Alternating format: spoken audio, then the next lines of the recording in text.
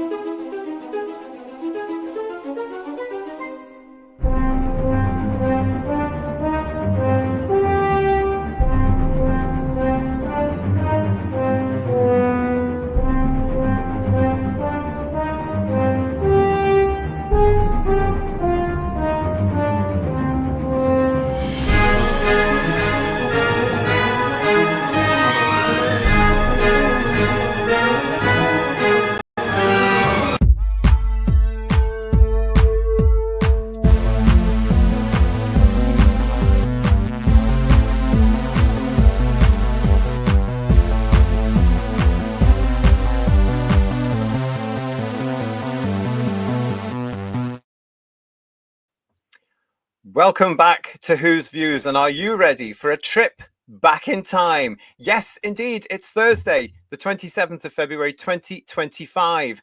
Destination now here on Whose Views is Wednesday, the 27th of February, 1985, the day that Doctor Who was axed by the BBC. Yes, it was indeed. We're going to be going back to that very eventful day and remembering exactly what happened. We'll be looking at some of the reaction. We're going to be talking about the fan reaction. It's great to see you. Welcome to Whose Views Headlines 1985, 40 years on.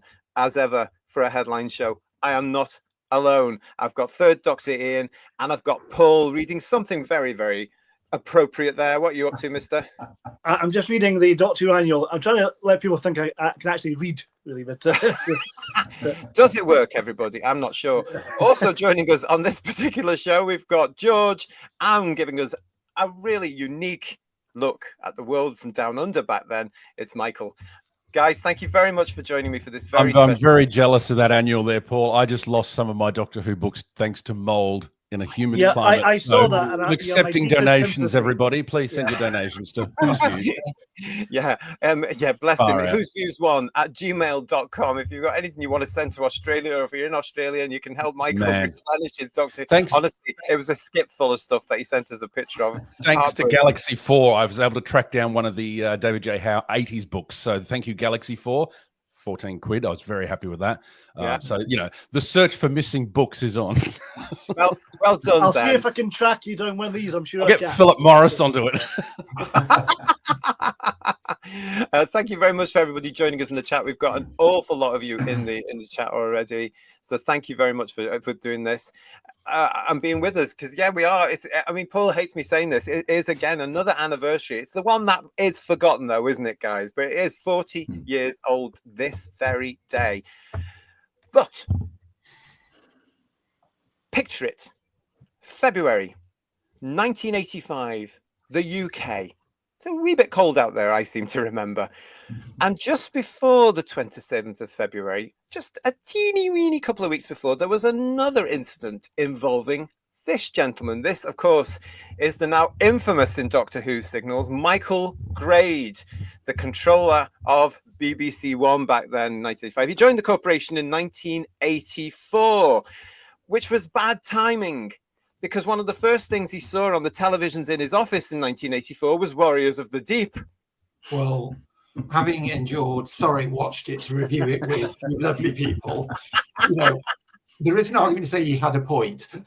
He did have a point. But from that moment on, when he's since gone on record saying he watched this atrocious thing lumbering across the television and he said, "What is this on my channel?" That is no way to talk about Ingrid Pitt. I was just going to say, George. Oh, George, you're outrageous. Of course, he wasn't talking about Mrs. Pitt at all. He was talking about the Merca. Anyway, yes, it took him quite a while to action it, but that's with it. Now, we have to put this into context, of course. This Michael Grade came along to the BBC and decided the BBC needed modernizing. Now, he wasn't wrong, was he, guys? When you look at BBC One, it wasn't wrong at all. But there were certain things that caught the public's attention. Michael Grade was actually Well, he got rid of an awful lot of television shows, including classics such as The Hot Shoe Show. Crackerjack. Crackerjack. Yes, yes. A lot of long-standing shows that people loved and were still bringing in millions of people every week. But February 1985, his first encounter with the great British public was Dallas. Who remembers the Dallasgate scandal? Anybody? No, I don't actually. I vaguely remember it. Yes, there was a bit of a hoo-ha. Yeah. Anybody in the chat remember the Dallasgate? Oh, look at this from John. Pretty sure Grade is the master. Wasn't He's not there even a- watching. Yeah, yeah. Wasn't there a risk of Dallas going to another channel or something? That's it. Well done, Yeah. well done, Ian. Matt, the Silent Wee Music King, said Michael Grades is an angel compared to Chris Chibnall on RTD. Well, yeah, we're not going to question you on that. Hello, Rory and Cheryl and friends too. Nice to see you. They do remember this. Well, let me put this in. We've also got a super chat there as well, haven't we? So let's. Oh, it's Digby. Hello, Digby. Thank you for your super chat. I still hate Grade, but now I hate RTD more.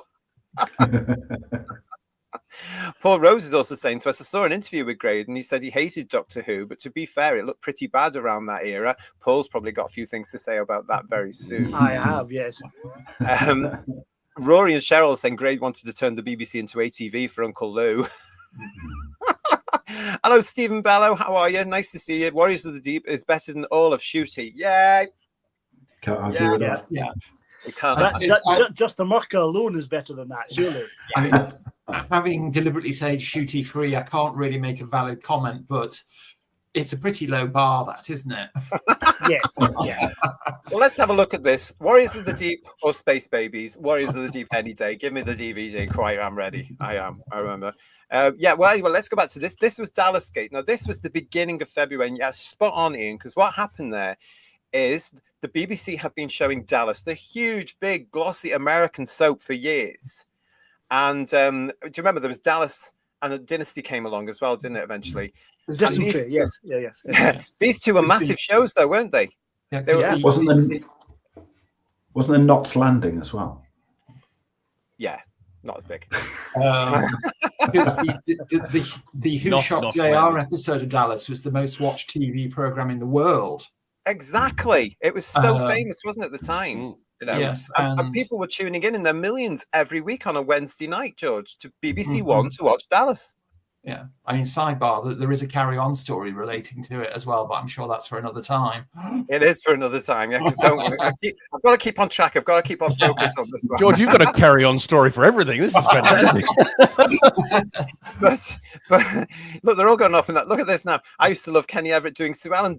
I'll talk about them forever. Don't tell me. Oh, Kenny Everett. Everett. I remember that too. That was brilliant. Yeah. Arthur Daniels saying to who shot what the hell was his name? Sheila B in the Devotion saying Snots Landing. I take it you loved it then. And Decadent Dave, who cares about Dallas? Well, this is my point. Decadent Dave, millions of people in the UK did. Now, what was happening is that, as I say, the BBC have been showing Dallas for such a long time, and it was getting 20 million at least, which was huge for the BBC and big back in the 80s. It was a big show, big draw. And then those pesky people over at Thames Television decided that, we're going to have that. And they outbid the BBC for a series of Dallas by a few million. Now, bearing in mind that the BBC was and still is funded by the British TV license fee payer or the taxpayer, basically. And the tight as well. Yeah. Yes. And there was no way the BBC would compare with that. And being British and therefore stubborn, there was no way they were even going to consider that. There was some sort of ruling with the BBC and their funding model at the time that they could only go to a certain amount for buying in programs and films, which is why things like the Bond movies always went to the ITV, because the BBC just could not go to the price tag. Michael Grade was absolutely outraged. Can you imagine the sixth floor? Oh, what a shame. I hope they had the windows closed that particular day, I tell you. But yes, the sixth floor of the BBC with Michael Grade were outraged that Thames Television had done this, and they went to the press and called them everything for it as well. Very, very cheap thing to do. But they did. And what they did is, in complete retaliation and a bit childish, really, is they stopped the run of the current series of Dallas halfway through, saying that they weren't going to do the rest of the series to the end of the year, which meant that ITV would not be able to show the rest of Dallas until the year after, because you had to see the rest of the episodes because it's a continuation. It's a soap opera.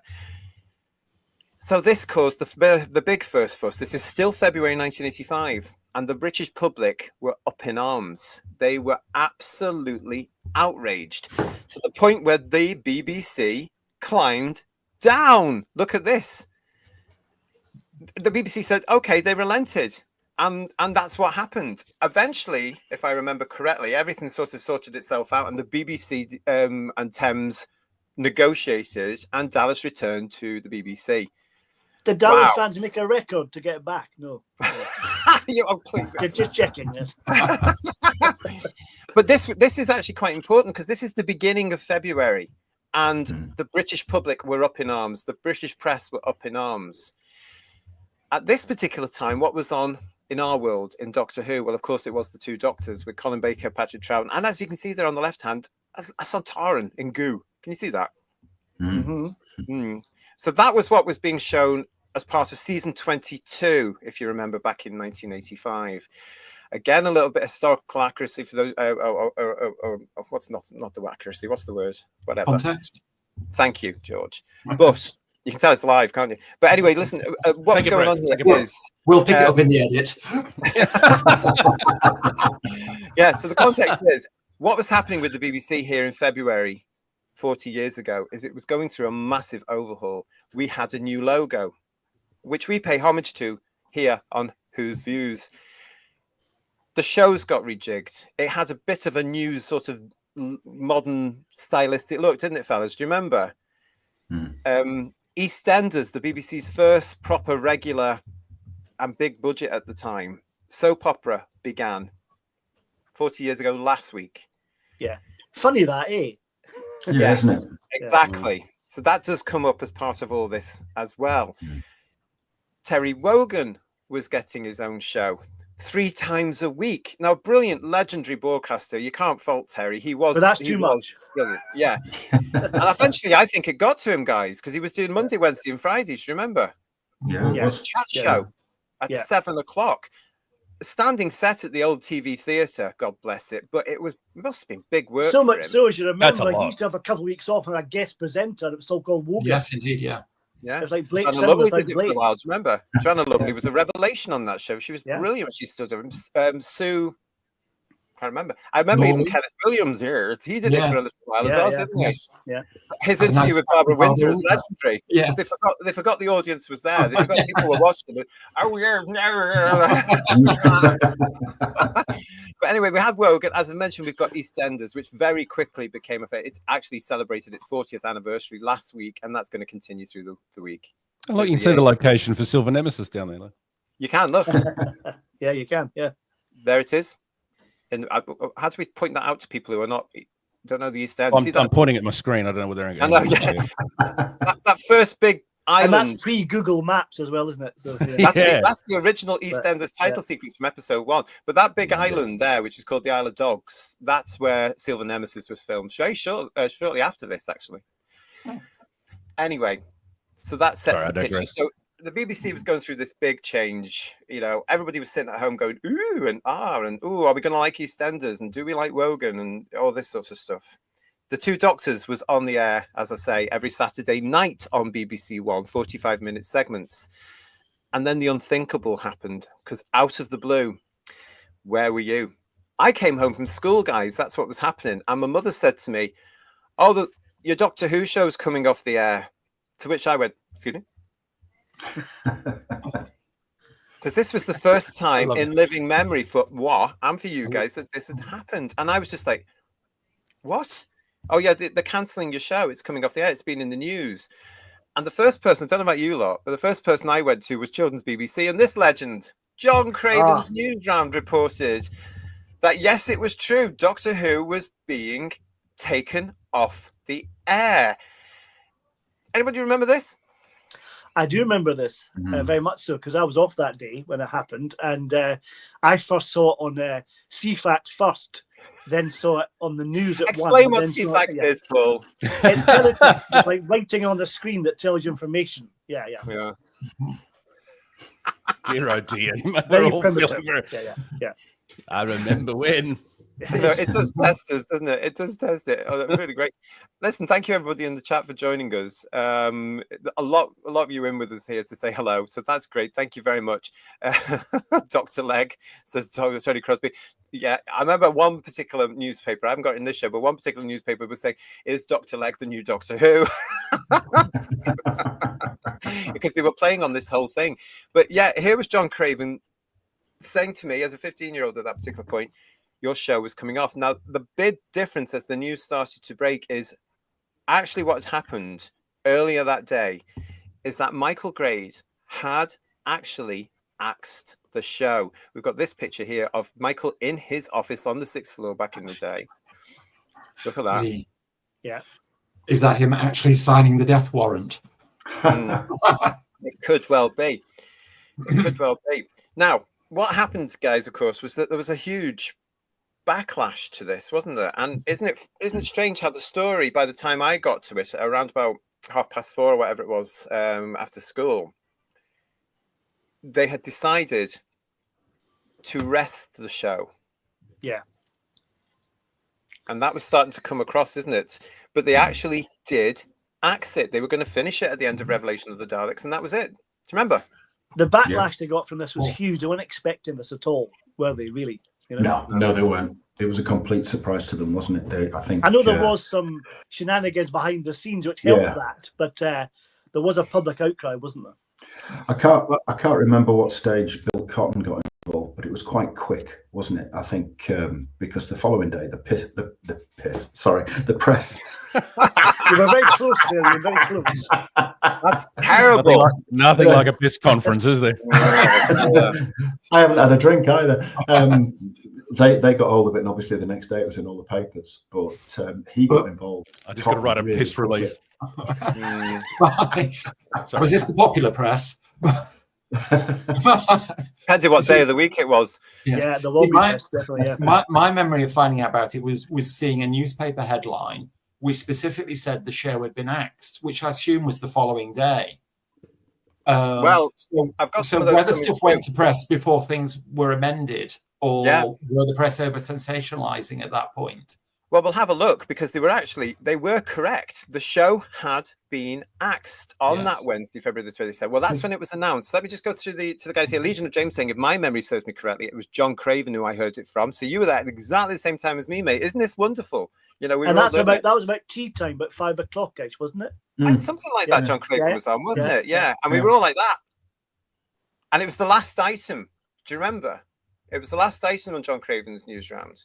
At this point, just to let you know, John Craven's newsround, for those of you outside the UK that didn't grow up with our brilliant kids TV, ran Monday to Thursday at around about 5 o'clock, and it was a proper news show, for kids. And John Craven was from John Craven's idea, and he presented it for God knows how many years. I think it might still be going today. But it dealt with the items in a truncated form of what was going. It covered famine, it covered war, it covered politics, who the prime minister, and it didn't talk down to us at all, did it, guys? He could have transferred quite happily to the 6 o'clock news. It was very adult for a children's television show, definitely. Yeah.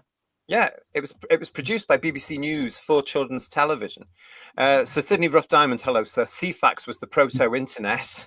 Yeah. Robert Payne also saying CFAX was where you could see facts. Yeah. Kirsty wants to know what's CFAX, just to wind up, Paul. Hiya, Kirsty. Ask your dad. Okay, he'll tell you. Okay, right, that's all I'm saying. Yeah. Lex Kane is also saying CFAX. I remember those days. Bring back CFAX. Oh God, can you imagine what it looked like now? It's not that long. It's not that long since they actually formally got rid of it, is it really? Well, they used to do not just text stuff. They would do they'd have subtitles we could put up. These are pictures, CFAX pictures of Doctor Who monsters like Daleks and stuff, which looked like they made it of Lego. It was really weird. Yeah, I remember our local group when we'd get the VHS tapes sent from the UK, and we'd all huddle around the TV watching them, seeing the CFAX graphics come up for things and thinking, what the hell's that? Yeah, I didn't dream it. It was all happened. Yeah. PTA's with us. Thank you for your super chat, PTA. Shame Grade pulled it. 4 strong stories. And Curse of Fenric is my all-time favourite story with survival close second. Tripods with Axe 2. Very annoyed about the tripods being axed because, of course, it ended with Series 2 on a bloody cliffhanger. You have to go and read the book. But I was really annoyed about that. And Grade pulled that. He pulled so much from the BBC schedules. He really shook up everything. And so, Mark Greaves, thank you for your super chat. Hi, guys. I remember early 80s BBC was spending all their money on American TV shows, and it didn't last more than one series. Automan, Blue Thunder, etc. Yeah, there was an awful lot of that, wasn't there, as well, going on, where you got American shows coming in because they were relatively cheap, according to the BBC at the time, to producing their own. Yeah. SG is pointing out to us the 6 Doctor handbooks goes into a lot of detail about the cancellation. It's well worth a read if you can find a copy. Those handbooks by David Howe and Stephen Walker, and is it Mr. Stammer as well? They are just brilliant. They're superb. Yeah. Could you not rub it in, JT? Sorry, mate. Did you lose those as well? I do apologise. I don't want to talk to you. Okay. We need a separate show for therapy. Yeah, we do. We do. We'll have to do that. I have a phone number you can phone to be quite happy. You can phone it Please. up. John Craven's news show was brilliant, says Garbage. It was a proper news show, but it was for kids, but he spoke to them all as grown-ups. That's why it was a huge hit, because it was just brilliant. It really was fantastic. You see, Decadent Davis saying the Michael Grade interview on the season 23 box set was well worth the price of admission. He's talked a lot about this, isn't it? Since then. He has made it very well known that he hated it. He hated science fiction in general, didn't want anything to do with it, and he didn't want it on his channel. The thing that gets me about him on the Room 101 interview that he did with Paul Merton, famous one, he goes on about seeing Star Wars and Close Encounters, all that kind of stuff. It's like, well, you're producing this. If you want to make it better, give it more money. Put some more money into it. Exactly. Doesn't make any sense. And he's meant to be a TV professional. Or have a dictate. Have a dictate that the scripts, are not as ambitious, perhaps less spaceships, less, more haunted houses or something like that. Something we can do, but don't just go, that's it, we're going to get rid of it. I mean, I myself as a 15-year-old knew that, because they were coming out by saying, and we'll get to the press of what happened the day after now, but they were saying on the day it was due to money and what have you, and it looked poor, the special effects weren't good. Well, pour more money into it then, and just rejig the production team as well at the time. That was just an excuse, wasn't it, to spend it on EastEnders, basically. I was going to say that's really just an excuse, isn't it? Yeah. It's ironic that 40 years down the line, Michael Grade, despite all his achievements, his profile, his career, and all the rest of it, he's Michael Grade, the man who acts Doctor Who. That's his byline. That's what he's known for. It's absolutely true, isn't it? And I actually think personally, with age, and I actually think what a guy. Actually, he made some great advances in television. He really did. But he wasn't alone. And at this point, let's redress the balance, because yes, we did have Mr. Grade. We all know Mr. Grade. There he is. There. And that is taken from a show actually called Open Air. Open Air. Open Air. Open Air. Yes, don't say his name. Well, it was a favourite for Doctor Who, wasn't it? It was live as well. Did you know? It was live from BBC. BBC Manchester. It was live, and I remember being there on a couple of occasions when I was doing stuff trying to get into the industry. Eamon Holmes, what a legend! He was very nice to me. He will never remember me, of course, but it was live, and it's the show, for those of you that don't know, that Chris Chibnall appeared on with some friends of his from the then Doctor Who Merseyside local group a few years later. But at that moment, there he is. So we had. You just got a super chat from Eamon Holmes. Thank you, Eamon. Thank you very much. Can you afford it? I don't know. So there we go. So we had Mr. Grade, but we have to remember that also was this gentleman. This is Jonathan Powell. So Jonathan Powell was also partly responsible for this, as of course, very surprisingly, as we know now, was Bill Cotton. I still can't get over this, guys, because Bill Cotton was a massive, massive supporter of Doctor Who in the 70s when he was the controller of BBC One. He was responsible, in a way, for Tom getting the job as the Doctor, as we know. But here he is with these two new people that have been brought in to Zeus up BBC One, to move the channel through the 80s and into the 90s. And he's agreeing with them at this point. Oh yeah, just get rid of it. But as a controller of one of the biggest television stations and television producers in the world, did his professionalism, say to him, "Okay, it's time to turn off the life support machine." Well, yeah. That's the thing. Or was he, George? Mm-hmm. Or was he? I'll put it to you, Michael and George. Was he going along with the new guys so he wasn't out of step? I was just going to ask, actually, and forgive me if I'm jumping ahead, but how much of this is personal as well as business? Well, we now know that it is personal because Michael Graves has gone in the years saying he hated sci-fi. He still hates sci-fi. No, but in terms of personalities and internal politics. Oh, I mean, well, you know, can we come to that? Yeah, Keep that in mind, Michael, because we're going to come into that in the show. I've got an agenda. Not like RTD, by the way. Oh, not that kind of agenda. Thank God for that. I think with Bill Cotton, he was partially instrumental in getting Tom and that fantastic era that followed. So he's probably looking at it partly with that in mind, and then and this story broke, and what immediately followed it, sorry Phil, but it was Timelash, which would have looked to grade way worse than Warriors of the Deep would have seemed like Empire Strikes Back. Oh, come on now. I want to defend Phil on this. I was going to say, hey, Phil. Shout out to Phil there. The problem is that at this particular point, 27th of February 1985, this news breaks on everywhere, basically. Paul saw it on CFAX. We all saw it. Well, a lot of us saw it on Newsround. It was around like that. Even ITV reported this. Not that I'm going to show anything with some glee, probably. No, but I remember seeing that with Leonard Parkin and E. Levine were on it. News at 1 on ITV. Yes, they were. Look at this from Rory and Cheryl. Bob's Full House got more money than who? Probably. And I loved that show. Do you remember Bob's Full House? It was I think the test card got more money than Doctor Who did, to be honest. I don't know if it was the same going into the 80s, but in the 1970s, to put it in context, an episode of Doctor Who was made on exactly the same budget as an episode of The Good Life. Yeah, it's mad, isn't it? Which is amazing. It's as good as it is, consider that. I mean, Penelope Keith wouldn't have been cheap, but Yeah.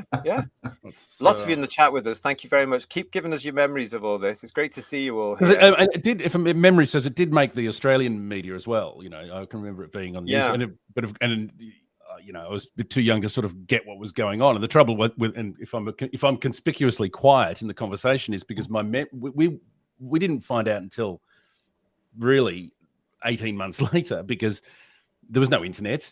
You'd get it in Doctor Who, maybe not 18 months, but we'd get it in Doctor Who magazine, and then we'd read about it.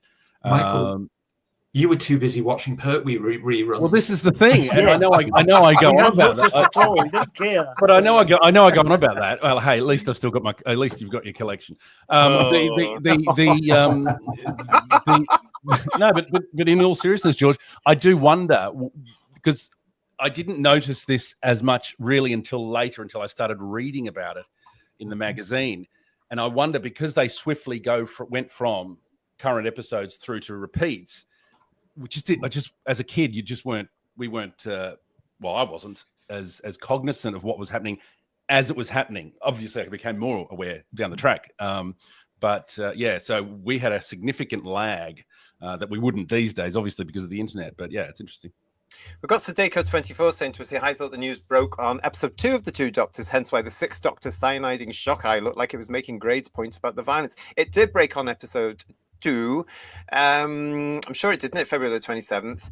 So, but the problem being with no pun intended to problem being, but that series actually justified what Michael Gray was saying. But from my point of view, it was an excuse, because they weren't prepared for the backlash they got from the fans, the press, and the British public. It went crazy that night. We've got PTA saying to us here, BBC is just as bad today. Axed Atlantic after only 2 seasons and on a cliffhanger. They blame ratings, but they would treble what Shooty gets. Atlantis, you mean, not Atlantis? Yeah, Atlantis. I was actually quite getting into that, and then they pulled the plug. And I quite like the fact that a lot of the fellas took the tops off most of the episodes. The Stargate, you talking about? No, we're talking about Atlantis. What's Stargate? Atlantis was one of these things that was born from the BBC and an independent partner because of the success of Doctor Who. You had Merlin first. And Robin Hood and all that kind of stuff, yeah. Robin Hood one was crap. Merlin was okay, and then it finished naturally, and then that production team moved to doing Atlantis. Oh, which Sarah Thingy from never heard of it. Yeah, the Runaway Bride, Sarah Thingy was in it. She played one of the characters. You'll get it in 2030. Probably, so. Yeah, it was all right actually, but it was quite easy on the eye on a Saturday night as well. John Roberts is with us as well, saying we'll have to watch on catch up later tonight. As I'm in the pub like I was 40 years ago. Well, good for you. Good for you. Send a few things round, get taxis and send them out. Thank you very much. Graham is also saying to us, I remember being really upset as personally. I was loving season 22 and it seemed the show was in a rude health with Target books selling well and Doctor Who Monthly, etc. Well, I said this when we came on. I was loving this season as well. And I really got to fandom at this point. So I made lots of mates a couple of years before this. You're still friends now, 40 years down the line. So I've got great memories of this time being a fan. It was lovely, you know. I don't think they cared though if it was doing well or the merchandise was going well. They had that intention of axing it come hell or high water, and they just carried through with the plan. Like you said, JT, it was a backlash they didn't expect. Absolutely, I agree with you, Ian, because this was axed. Doctor Who was finished, and it just went mad here in the United Kingdom that night. As we said, we started with John Craven's news round around about 5 o'clock on children's television, the news there. And then it managed to get onto the 6 o'clock news. This is a 6 o'clock news anchor at the time, Sue Lawley, who was very, very... I have to say the delivery of the BBC newscasters at the time wasn't very like it would be today, but it was very factual, and I don't really care about anything that's going on. It was proper news delivery. Indifferent, I think, the way to I think the difference is back then, they used to read the news. Now they emote the news. They do.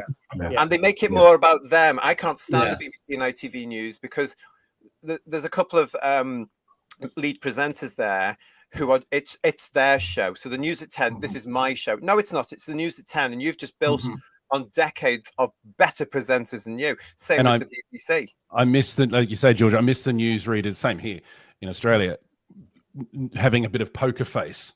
Yeah, and actually just reporting the news. Just report what's going on. I don't care. Yes. Don't give me a raised eyebrow. Don't inflect there. Just tell me what happened. Yes. I used to think Sue Lawley was the title of a police song for a while, to be honest. But, it was, yes. Yeah, don't sing it. Nobody sing it. You know what I remember about this? This is Sue Lawley. She's reporting on the story. It's about to go to a VT, which another reporter had done, which was, talking about the story and giving everything. But everything I remember here about Sue Lawley is when she said in that beautiful English clipped accent that she had, the Doctor Who Appreciation Society is up in arms. Do you remember? Yeah. And they were. The Doctor Who Appreciation Society were up in arms. They gave a nice, good report here on the 6 o'clock news this very evening, 40 years ago. And I remember the very line was that it's been cut to save money. Was one of the lines. And now. I think John Craven had said that as well. But this is what was going on. Now, do you remember in those days we didn't have any internet? We didn't have any immediate... We had fax. Yeah, but I remember the phone on the wall. And the phone going and me phoning saying, have you heard about Doctor? What's going on with Doctor? That's how we used to talk. Remember, I've heard this from this. And I've heard the pizza shop guy going, I don't care. What do you want? Yes.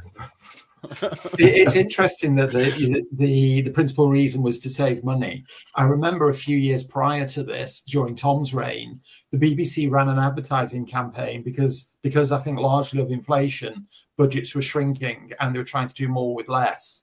And one of the things that they led this advertising campaign was Doctor Who was safe. The Doctor Who wasn't facing cuts, but other BBC programs were. Yes, and that was a national campaign. I remember full-page adverts in newspapers, and there was a large picture of a Dalek.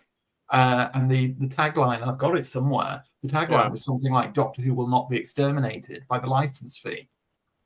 What is funny though is 2 years before this, the 20th anniversary, Doctor Who was on that high, and all of a sudden it's down the toilet. It's incredible, isn't it?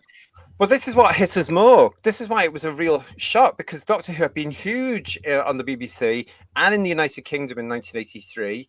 They had the huge Longleat convention, which the public turned out for in their millions, as we know, because you couldn't get in. And they underestimated that as well. Yeah. Doctor Who was still performing well. It was still popular. Colin Baker's season Yeah, okay, there were issues with season 22, as we know when reviewing it, i.e. the length of the shows didn't work for Colin's time. But this was a real slap after coming out after about 2 years after. Paul Schlafter saying to us, I guess they saw Doctor Who as old, which seems strange as the BBC were celebrating the 20th anniversary only 2 years before. They did. It was old. From their point of view, it was old. We've also got here SG saying to us, Sue Lawley had to sit on a lesbian protester one evening. She did. I remember that. At the time. Sorry, someone's gone over my head. Yeah. Was that Sue She was Lawley? very professional, George. I have to say. Okay. Was that Sue Lawley or was it Moira Stewart? Am I misremembering? Didn't Moira Stewart? No, the Moira BBC Stewart had a. Them, frankly, to be fair, but Moira Stewart had a bulb explode. No, that was Jan Leeming. Was it? That was Jan. That was Jan. Hello, Jan. You're right, mate. Yeah. That was Jan Leeming that had the bulb because she went, whoop, and then typically British, she went, oh dear, and then she carried on. So who was it? Who was it that had the earring drop off and they carried on? Was it just Reginald Bosenberg, maybe? That was, I think. Dolly Lives Matter is saying to us, it's very much clip news now and narrative spin in legacy media. It's awful. I mean, the news has changed. I quite like the fact that people like GB News have gone back in the daytime to old-fashioned reporting, where you've just got the reporter, the presenter, factual, no emotion in it at all. They've got it right again because that's the old proper way to do it, whereas the others have gone off on one. So I think it's really, really good that way. But it didn't stop there though, guys, did we? Because Michael Burke appeared on the 9 o'clock news that night with the same story. Yet a little bit of it had changed here. It was then confirmed Doctor Who was being dropped to save money.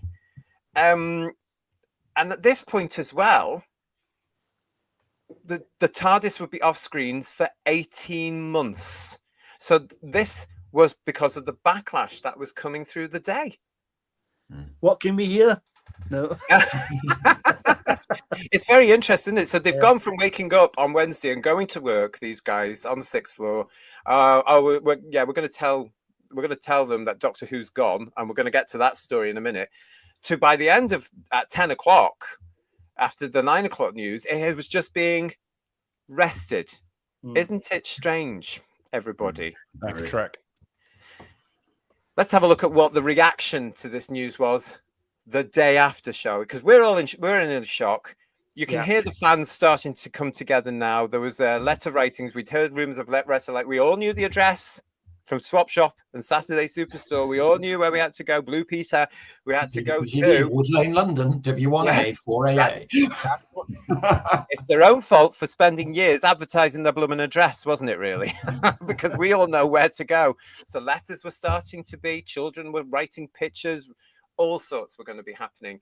But breakfast time, the BBC's breakfast time, which by this point was only a couple of years old itself because it had started in January 1983. They covered it very, very quickly. And I remember being very nearly late for school at this point because I thought, I'm going to watch this. So this is now the 28th of February. And this is Frank Both on the right with Gwen Taylor. Hard to tell often he wore a dress, allegedly. Let's not go into the Both stuff, by the way. Where's his leathers and whip? God bless him. Do you know what, though? He was a consummate professional, and he was we grew up with him, and it wasn't anything daft, by the way. By today's standard, it's pretty tame. Whenever I hear his name, I'm thinking that Tom Baker interview. Yeah, you can see the fear on Frank Both's face in that interview, can't you? Yeah. Well, he does say Frank Both. He actually does say. I mean, let me again context. Frank Both. We grew up with him for things like Grandstand, where he was the main presenter for years. Nationwide, which was on in the evening. He left Nationwide to go to Breakfast Time. Yeah, I mean, basically, he was uncle to the nation, wasn't he? He really was. He really was. And then he got trapped and the press outed him for a sex scandal, which today is very, very, very tame. You know, I mean, they get them walking out in the street now in leather. Do you know what I mean? Yeah. But in those days, he would have been cancelled. But this thing where he was on Breakfast Time and Gwen Taylor as an actor was not having any of this, and she actually said on the show she wished that she'd seen Michael Grade that morning. Very difficult, because he was working at White City and you were in Lime Grove. Had he not buggered off on holiday at this point as well? He had, Paul. Well remembered, just like had happened with Dallas. And another politician thing as well. Everybody seemed to be on holiday when decisions were being made that particular month. Anyway, but there we go. But in this particular one, Gwen Taylor was saying, look at this. And she showed this from The Sun, which was on the front page. Doctor Who axed in the plot by the BBC. That says it all. Yeah. And she started to cover this on the show on breakfast time. And Frank Boff in his ear said, I've just been told we have to move on from the subject of Doctor Who now. So it shows you how dodgy the subject was in the BBC. They must have had some sort of whip to say, no, you can't talk about this. Or it was Frank's own one, I think so. Yeah. It was in the car. They'd have the floor manager in the glove compartment. Yeah. Yes. They'd have the floor manager screaming into the ear mics, "Can it? Can it? Can it?" Yes. Yeah. No more on this. No more on this. And that's on the DVDs, isn't it? Yeah. Oh dear. As you can see all this on there. Oh look, thank you everybody for joining us for this walk down memory lane 40 years ago today, when Doctor Who was axed by the BBC. We've had actually an awful lot of people, haven't we, Paul, saying getting in touch with us to say they didn't know about this thing in 1985. So I'm hoping we're having fun with it, but I hope you're learning something. Everyone thought it ended in 89, but it nearly ended now in 85, didn't it? This is when, if you'll excuse the analogy, this is when the mold started to set in. Yes. Yeah, well, it was. You're obsessed, Michael, aren't you? Sorry. Yeah. And the reason it caused us to miss a season, didn't it? Yeah. It caused us to miss a season, hence the. We got to see Blackpool, didn't we? That was it. Yeah. Yes, that's true. Yeah. So if you ever watch Revolution of the Daleks and you wonder why the end of the episode of episode 2 is frozen, where the Doctor says to Perry, "Okay, I'll take you to." He is that supposed to say Blackpool, which was supposed to be the location of episode 1 of season 23, The Nightmare Fair. Is this all coming together for you now, everybody? Is this ringing bells? But because that never got made, because of the hiatus, that's why it was frozen. And I remember the continuity here in Australia after that episode over the credits. And next week, Doctor Who faces the Mind Robber. And I thought that Colin Baker was going to face the white robots. I've got my technical manual, and I'm like, oh, cool. And then I got to see my first Troughton. So yeah, I distinctly remember that. Well, we've got a super chat from Mrs. Lisa Pertwee here. Thank you so much, darling. BBC and New Who blame the fans in 2025. Pretty much the same thing. Yeah. Did the BBC or anyone from Doctor Who blame the fans in 1985 to 1989? No, but they were very condescending towards the fans. Yeah. Oh yeah. Yeah, they were. As was everyone. They didn't actually talk about. I mean, I genuinely believe that Grade Powell and Bill Cotton, Mr. Cotton, did not understand the power of the fan base. Because it was very patronizing. It was a very patronizing tone. It was. They just didn't understand that Doctor Who had a very strong fan base even back in 1985. They didn't understand that Doctor Who was so rooted in the British public psyche that the British public themselves would come out and say, "You're doing what? No. We might not be watching it in our millions and millions and millions, but we want it on the telly." Points of view got sackfuls. Now, they were quite condescending with it because they took the pee out of the British public paying for their show and paying for their jobs. They took the pee out of it and making a mockery of it. It was with Barry Tuck, bless him. But yeah, it was ridiculous. Mark, thank you for your super chat. Michael Gray walks into a bar, then a cricket bat, then a hockey stick, sledgehammer, bear trap. That's not very nice. It's like that scene from Airplane, isn't it? Like that, yeah. Yes, it is. It's great to see you all in the chat. Thank you so much. Legion of James is busy singing to himself, everybody. Don't sing it. Don't sing it. We've got Lex Kane saying after the event, thank you for your super chat. Frank went on to cable and Sky Channel Travel TV. He did, and that's where he stayed up until he finally retired, didn't he? Steve Hindley's asking us, does the panel remember that TV50 program celebrating 50 years of BBC TV in 1986 and Doctor Who got a 50-second clip reel? It was disgraceful.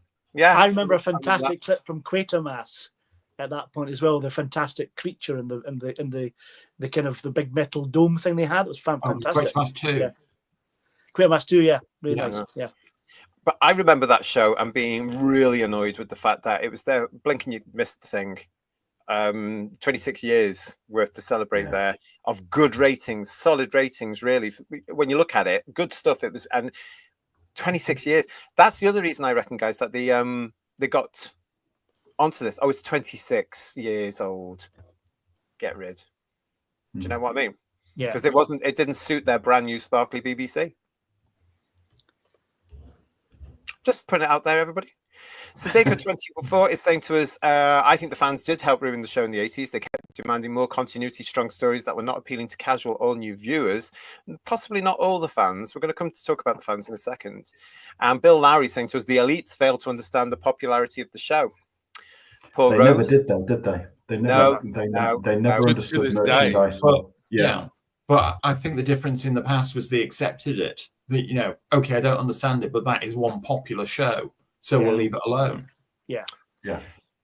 And also back then, you know, this is where I think the business angle started to creep into the BBC more, because before that, in the golden age of the 70s, it was all about giving the public what they wanted. So you had the Generation game running for 4,000 years, Dick Emery running for 4,000 years, you know, Terry and June running for 20,000 years. You had people, the familiar stuff that was watching it. And then when Grade and Powell and everybody else come in, they wanted to shake things up and move it. So it wasn't as cozy. It wasn't as familiar.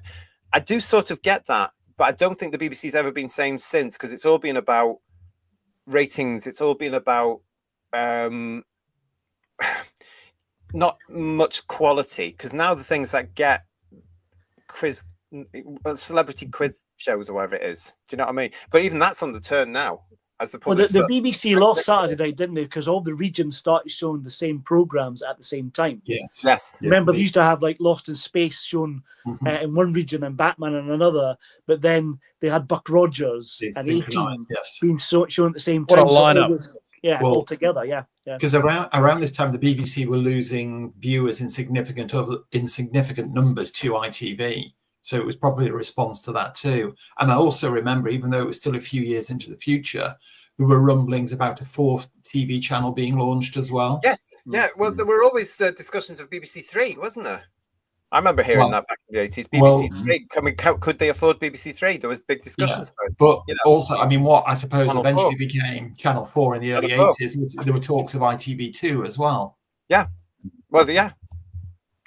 Kev, I remember this back in 1985, but they never blamed the fans. The BBC didn't understand the support of the fan base. Now they have no fan base, but yet they're blaming them for the low ratings. It's interesting you're saying that, because also the other thing that we're actually looking at here, Kev, is the similarities to 2025, February 2025. Do you know what I'm getting at there? Legion of James, the cancellation actually introduced me to friends I still have to this day, as prior to this, we never knew just how many fans were about. There was a lot of secret fans, and this news helped them to come out. That's true. I mean, you've got a lot of fans from that day as well, haven't you, Paul?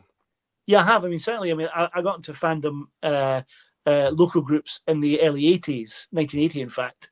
And I met more fans on the 20th, friends who are now friends still now 40 years later. And I cherish that. It's great. I had a lovely time, because I'd really got into fandom then, and I really loved the series. You know, I was really enjoying it. Some of our friends weren't enjoying it as much as I was, but I was really into it. And also at this point, for a couple of years, I've been recording it off the telly, which is great. I could watch it again and again. It was great, you know? Yeah, that was fun. Did you have a VCR? In 1983, I did, yeah.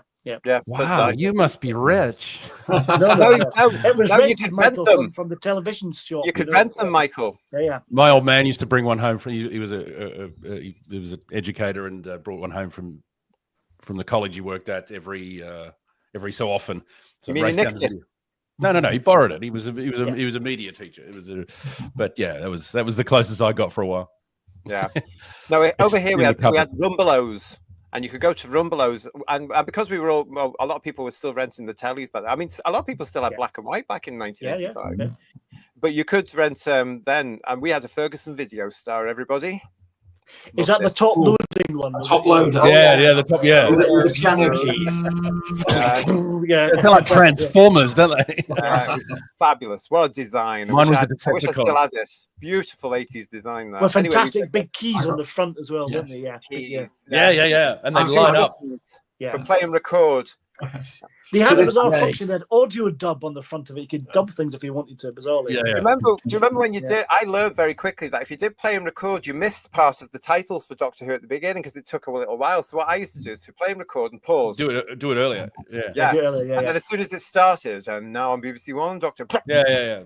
You had a spare 5 minutes on a 3-hour tape. It was fine. So to this day, I've still got some Ferguson Video Star VHS tapes. So have I. Got Doctor Who on them. When you got your rental, you got a free video, a blank video of an hour, which you could have to practice with, which was great. And then if you bought one, it was £7.50 for a 3-hour tape, which is incredible price. Well, I can remember when we first got a video recorder, which was actually earlier than this. The first thing I recorded was the summer repeats of Full Circle and The Keeper of Traken. Oh, fantastic. A 3-hour videotape had only just come on the market, and a blank 3-hour videotape cost you £10 back then. That's right. Yeah, that's right. And you were lucky if at Christmas you got the set of 3. Yes. Or was it 4? Yes. They were blooming expensive in 80s money, weren't they? Yeah. Fabulous. We were so lucky. If you look back now, and we were actually bloody lucky. You know. Yeah. If Kirsty's listening, tell her to Google VHS, okay, just to say that. What we got here? Lex, thank you for your super chat. I think Grade went to Sky TV type for Matt, didn't go ahead, plus the weird Star Trek Next Generation. But Sky were 2 years ahead of BBC with Star Trek. Star Trek Next Generation started in 1987, and I think it was BBC 2, was it right, lads? Yeah. I'm sure it was BBC 2 around about tea time, around about 6 o'clock or something like that. That first series, that was rubbish. But thanks for that. Thank you very much. And Bill Lowry saying to us, 1985, the BBC wanted rid of the show. Fans thought to keep it. 2025, BBC want to keep the show. Fans don't care. They're the sorts of things we're looking at. Airwolf. We should be writing letters now to cancel it. That's what we should be doing. Well, we are. We've got shows like this. It's all moved on. Airwolf, thank you for joining us. It's nice to see you here on Who's Views. Old Doctor Who was best. It really was. But listen, we're looking now at the press reaction, because this is what would have really have shaken the Sixth Floor and the BBC as well, because do you remember, not only was it covered that night on the television, but the press, as we said there, it started with breakfast time on the BBC. We had the big one there, Doctor Who axed in plot by the BBC from The Sun. Now let's look at this. This was from The Sun. Mad moves to put up the license. Doctor Who was axed by the BBC last night, and furious fans claimed it was a plot to back up demands for a higher license fee. B bosses say they cannot afford to make any new shows about the famous time traveller for 18 months. But even the BBC's own men see the axing of the show, a hit for 22 years, as a cynical bid to whip up support for an increase in the fee. One official, see, they were there back then as well, said, "This is absolute madness. Doctor Who is getting around 9 million viewers. There's a strong feeling that the high-ups are using it as part of their propaganda campaign." Actor Colin Baker, who plays the Doctor, said, "I was staggered. We were all geared up to start work on the next series." And sexy Nicola Bryant, his assistant Perry, was said to be very surprised. Is that our full name, is it? Patrick Troughton, 64, who was Doctor Who in the 60s, said, "I think it's just power." What was that say? Sorry, power politics. Thank you. Power politics at work. "I'm sure the viewers will make their feelings known." That was by Charles Catterpole. Charles Catterpole. BBC Insiders say each episode of the sci-fi serial costs only 180,000 against an average of 220 for a drama. They claim dumping the Doctor will lose the corporation money from sales to 54 other countries. With just 5 new episodes left to be shown, fans will be launching a massive campaign to save the Doctor last night. Jeremy Bentham, bless him, co-founder of the Doctor Who Appreciation Society, said, "The public won't let it die." Well, this was just the start, though. Do you remember? Now, can I ask something? If this was actually true, did Doctor Who actually went in sales? It paid for itself effectively. Is that really true or not? Was that just made up? Well, this is where it starts to get cloudy on these particular days, because there were certain people at the BBC who were feeding pieces of information when they shouldn't have been. I wonder if sexy Nicola Bryant remembers giving that quote.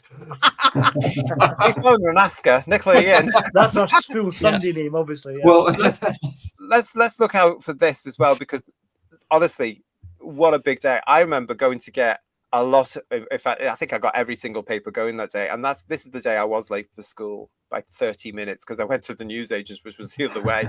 Look at this. Doctor Who downgraded from the Daily Mail. I love that article, by the way, on the right there. Cagney and Lacey are a hit. I loved Cagney and Lacey. I was thinking about the Crossroads one with Gabriel Drake there. Well, I was just that's Gabriel Drake. That's been interesting as well. I am focused on Gabriel Drake. I've got to be honest. I'd actually forgotten. I'd forgotten she joined Crossroads. Not that I was watching Crossroads, by the way. It's when she was in UFO. Oh, dear. Steady on. Steady on. Yeah. Anyway, look at that headline there. Doctor Who downgraded. BBC chief switches him off for 18 months. Much the same story as what was in the Sun. There was this particular one. Beeb's shock for Doctor Who from the Daily Star. This was a nice article as well. Doctor Who has been time warped off the air to save cash. Isn't it the old time when they did things like this? Time warped off the air. This is when journalists were creative, when they had to be. They like I hope Richard O'Brien got a royalty for that. The article continued on this one. The cult show, the BBC's top-selling programme overseas, will take a year's rest. BBC One chief Michael Grade has swung the axe so money can be poured into new programmes. Then it goes on. Yeah.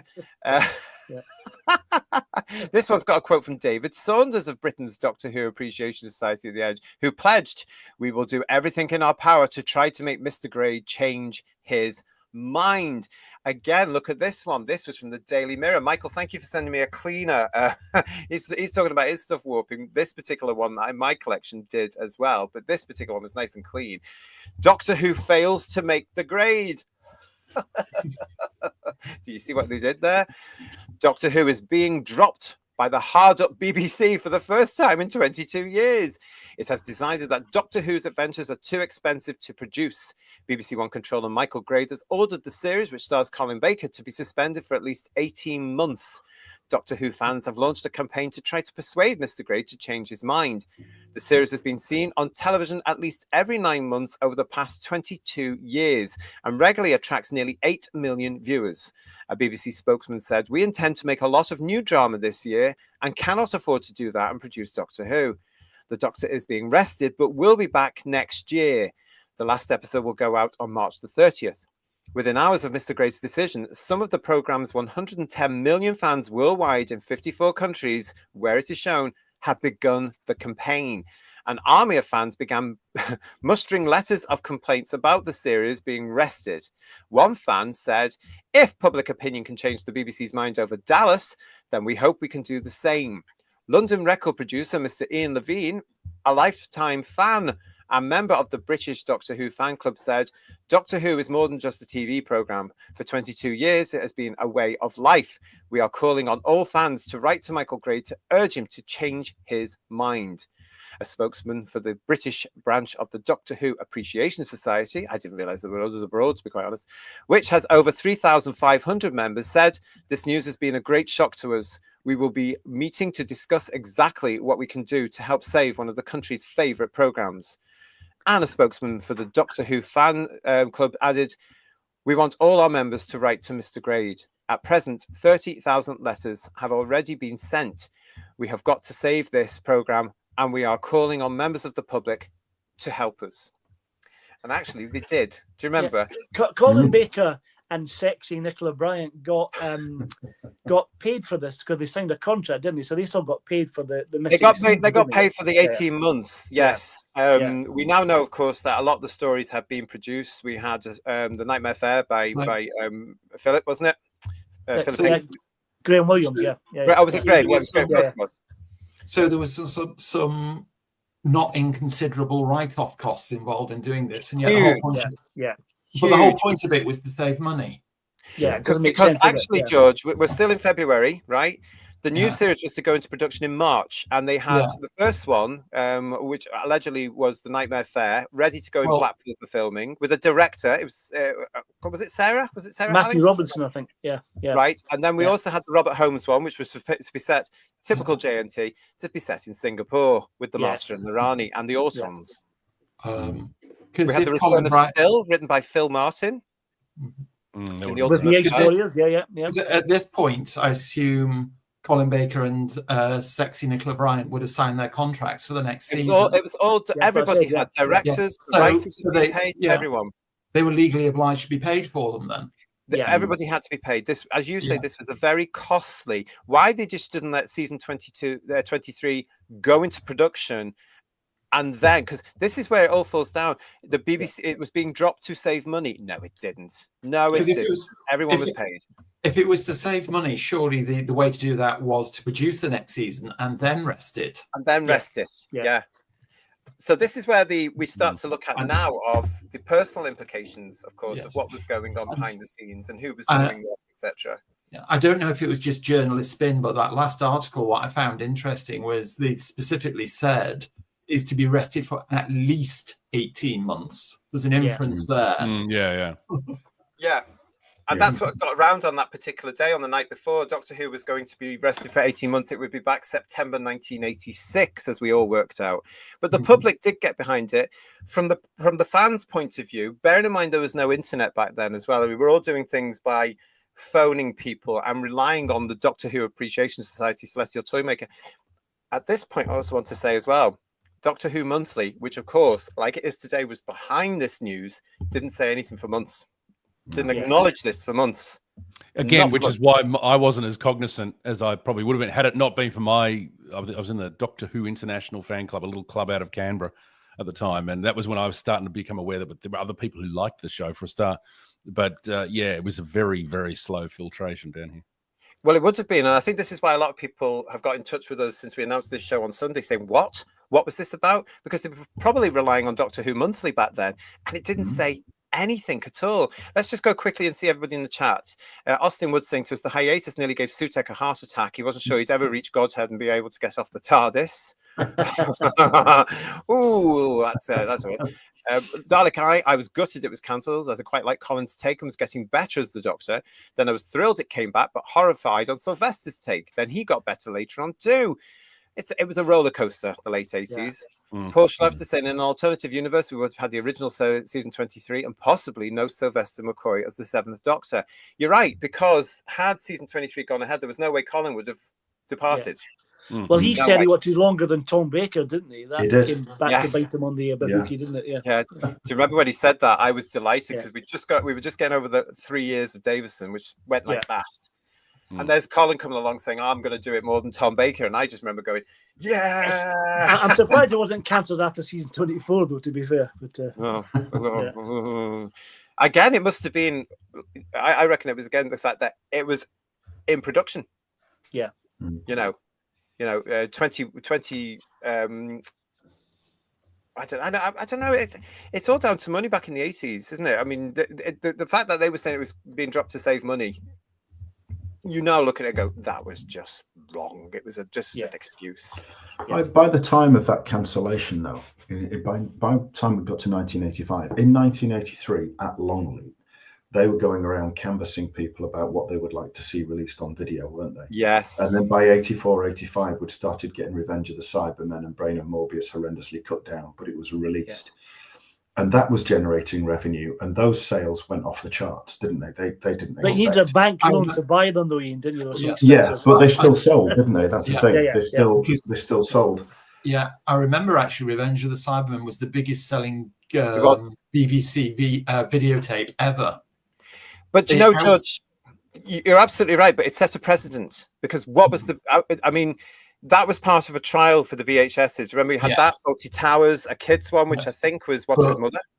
Because apparently the BBC put out a video of Andrew and Fergie's wedding, and Revenge of the Cybermen outsold that. Oh, several times over. But they did a no pilot. Brainer, George, no brainer. Yeah, BBC Enterprises as well. Then did a pilot and produced several. And Doctor Who outsold them all. It did exactly the same thing years later in 1999 for the DVD range. And the Doctor Who, the 5 Doctors, outsold all the others. What does that tell you about the show? Yeah, you know. And yet, with that Revenge video outselling everything, it didn't. You wonder why they didn't just stop for a minute and think, "Isn't this killing the goose that lays these golden eggs?" You know, here's something that makes loads of money. Even its old stuff makes loads of money. Let's get rid of it. It makes no commercial sense whatsoever. So it does make you think there was agendas at well, as Colin Baker said, something that makes more than it costs, it brings in more than it costs. Yeah. Just to sort of play devil's advocate here, but was part of the thinking, well, the older stuff is actually making more money than the new stuff, so why are we bothering with the new stuff? No. I think they looked at the whole thing. What is? I mean, honestly, he has gone on record. Mr. Great has gone on record since saying, "This thing lumbered on my television. We know that was the Merca." And can you really blame him for making a decision like that? Yeah. Watching Doctor Who on a Monday night or Tuesday night, whichever one it was, and that the Merca comes on. To be honest, I understand why he went, get that off my screens. Yeah. The public aren't having that. When he looks at things like Star Wars, but as we've all said here, the easiest thing wouldn't to do is saying, who's producing this and how much is his budget? Yeah. You know what I mean? Up the budget and let's have a word with the producer. Or as I said, right to the budget, you know. Stephen Braddock is saying to us here with this lovely picture of Muttley, one of my heroes. Well, I never knew that, so it wasn't about saving money. It was about ending the show on a lie. SG is saying to us, it would have been a bit close to Arc of Infinity transmission to bring Michael Goth back again as the toy maker. However, he was coming back. Michael Goth apparently had been contracted and therefore had to be paid for the Nightmare Fair as the Celestial Toy Maker. John was very keen to make sure Michael was back in that role. I mean, if it was due to go into production the following month, yes, the first recording block, all of the cast would have been signed up and everything. I think that's why, quite rightly, everybody was sore, George, because even you have to look at the talent producing the show, directors and everything. Because by that time, scripts would have been issued to artists for them to get ready for read-throughs and all the rest of it. Yep. I wonder how much money they wasted in total by doing that. I'd be interested. Well, a whole year of Doctor Who budget. I'm looking at a PDF, which is why I look a bit wide-eyed at the moment, of the issue that came out after the announcement, Doctor Who magazine. Conspicuously, there's no news section at all. But there wasn't in those days either. It wasn't. It was developing. Where it was, but also that there's nothing in the letters section or anything. No, because it was actually months behind. Now I went back to look at my 1985 Doctor Who monthlies, and it's not actually until 1986 that they even acknowledged the fact the show's been off air for 18 months. I'm scrolling through them at the moment. It's well, it was quoted before that an episode cost £180,000 to make. Then, how many episodes were there per season? It was on. Well, actually, season 23, the unmade season 23, was retaining the season 22 45-minute formula of 13 weeks at 45 minutes. Okay, well, so that's like 26 episodes normally, isn't it? That then is an overall budget, if it was like for like, of 2.3 million. So the BBC wrote off 2.3 million. Yeah. That back in 1985. That doesn't make sense, does it? No. Yeah. I mean, this was a genuine, real, ridiculous business thing. I mean, in hindsight, as fans, we can say, right, if you're going to take it off, as we said there, you let season 23 be produced, and you would say to the fandom and to Britain, that's going to be your last series. Huge ratings. Huge ratings. And turn around to the production team and say, wrap it up on the last episode. This is the final episode. Yeah. Things could have been totally different there, couldn't they? But we'll never know. Mudcrab is saying to us, the BBC seem to have learned from 85. Now when they axe the show, they still screen the stuff they have paid for, season 2, and just refuse to pay for season 3. Maybe, but the big thing was, I'm going to say they did learn from 1985 because 1989 happened, but we're not going to go there just yet. We're going to stay with 1985. Proper Who always sells, Julianne Goodwin says to us. True to this very day, isn't it? After the thank you very much. Don't forget this from Austin Woods, and don't forget the mad inflation that hurt later era classic Who. Robin is with us saying they should have gone ahead bringing Michael Gough back as the Celestial Toy Maker in Blackpool with the Nightmare Fair and frame the trial around it. Mysterious Planet and Mind Warp were largely weak. It would have been great to have him back. Yeah, it would have been. I often question that as to why John suddenly went, see those episodes, those stories, they're not going to work. Get rid.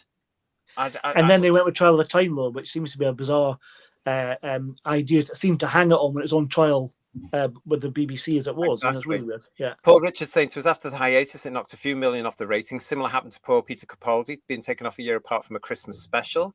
And Julianne saying, if only Mr. Grade had been in charge when Jinx Monsoon climbed out of that piano. Oh, God. Well, do you remember the collective clenched sphincters of Doctor Who fans between 2005 when it was announced it was coming back and 2003 and 2005 when it did come back, because right in the middle of that, Michael Grade came back to the BBC, didn't he? He did. Yeah, he did. Yeah. And everybody was thinking, "Oh my God, he's going to stop Doctor Who." And he did back. try to stop it. Then apparently, he did try to stop it. Yeah. I know. I'm sorry, JT. I know I'm leaping way ahead, but that period you're talking about there, Ian. Yeah, I remember thinking, "Oh, we'll be lucky to get a year or two." You know. Well, this was the thing, because you can now look at 1985 and the reaction from fans, the press, and the British public as them backing off. They did a Dallas, and they did come back and say, "No, it's going to be rested. It'll be back in 18 months." And a lot happened in that period. The fans did come together, and I have to say, to this day, one of my favorite pieces was from the then fan epic, as I used to call it. It was because we had to go to various things. The Celestial Toy Room from the Doctor Who Appreciation Society, if you were a member of the DWAS, was essential at that point. A lot of us kept going with it. That was internet, wasn't it? It really was. But there was something else that was around at the time, and it had one of the most exquisite covers at the time. It was DWB, Doctor Who Bulletin, the monthly newsletter. And as you can see there, a message to Mr. Gray from the world's 110 million Doctor Who fans: we won't let the Doctor die. Now, that's a great piece of art. Yeah, well, it is. I've tried. This is actually the cover of my copy, which is, it actually looks quite good there, but it is a bit worn and torn because I've read it so much at the time, and it's been with me all these years. But what the illustration shows, for those of you who are listening to the podcast, it's the Sixth Doctor lying on a, what's the word? Plinth. Yep, surrounded by his 5 predecessors, and he's dead. It's a beautiful. I've never seen that before. That's it's dark, but it's very provocative, isn't it? Yeah, isn't it? Right? Look at Tom's coat there. Isn't that fantastic? That's wonderful. I did have the artist's name written down, and I've not got it, so I'm really sorry, Gary, if you're watching. Who was it? But this was an amazing piece here. Now, Doctor Who Bulletin, of course, they were absolutely true to their word. We won't let the Doctor die. And by God, they didn't, because they started to report on this. Not only Michael Gray, Jonathan Powell, Bill Cotton, the BBC in general, but they also started to, I'm going to use the word investigate, the production team itself and what was going on there. Because we have to bring in, God love him, we have to talk about John. We have to talk about Eric Saber. We have to talk about what was going on here, because a lot of blame went into that to them as well, didn't it, guys? And fandom really did start to say, hang on, what's going on? Let's start with the beginning as we get into this, and fandom's reaction to Doctor Who and the production team at the time, because we now know it's actually true. The first person to hear in the production side of it that Doctor Who was axed, was cancelled, was Robert Holmes. Writer extraordinaire Robert Holmes. What Mr. Holmes did was he phoned his friend Eric Sayward. Not the producer, but Eric Sayward. Now, it's true to say that had Eric gone to John Nathan Turner and said, Robert Holmes has phoned me, John would have hit the bloody roof. Yeah. He would have been insane with that, because he was the producer. This was his show. He should have been told about it first. So they got round it, really. And Mr. Sayward said, listen, get somebody to call him, because I can't tell him. He was very wise to do that, guys. I wonder who told Robert Holmes. That'd be interesting to know. Well, he'd heard about it because he was a member of the Writers Guild. Right. So somebody, it was either him hearing from something, because he had a connection in the BBC, as you know, he would have still had some friends there, or somebody who had retired from the BBC, or somebody who it must have connected to those networks. Yeah. And that was the morning of, I think, or even the night before,